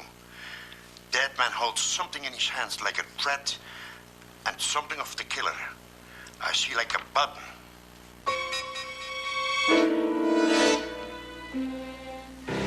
Newscast. Thank you, Mr. Herkos. Well, ladies and gentlemen, only time will tell if that prediction is right. If in fact kidnapper Persak has been murdered. If in fact he holds the key to his killer's identity.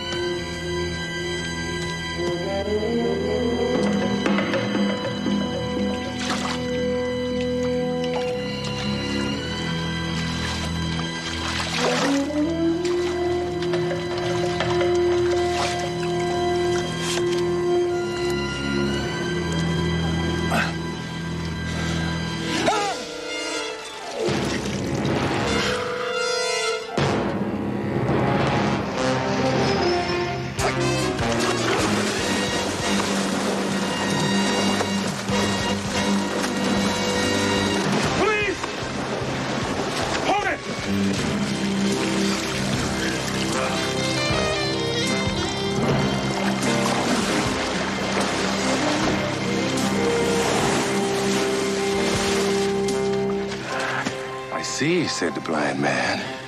How did you... I was just playing a little bluff, with a little help from a friend. Hercos, huh? The broadcast. It was all a charade. You found the button. Hold it. I'm seeing pictures. Yeah, pictures. Yeah, I see you, Harco. In jail.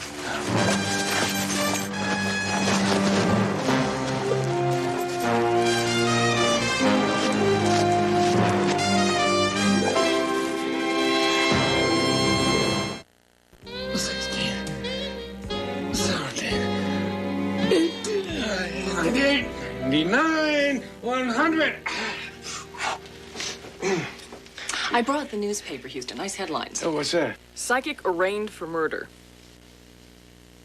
They charged him with kidnapping and the murder of Perzak. That is good news. What's that? That was for hanging in when anybody else would have given up. Do you have any psychic ability? Well, I guess everybody's got a little bit, more or less. Well, then you just guess who is going to treat you the best steak you've ever had and tell you how terrific you are.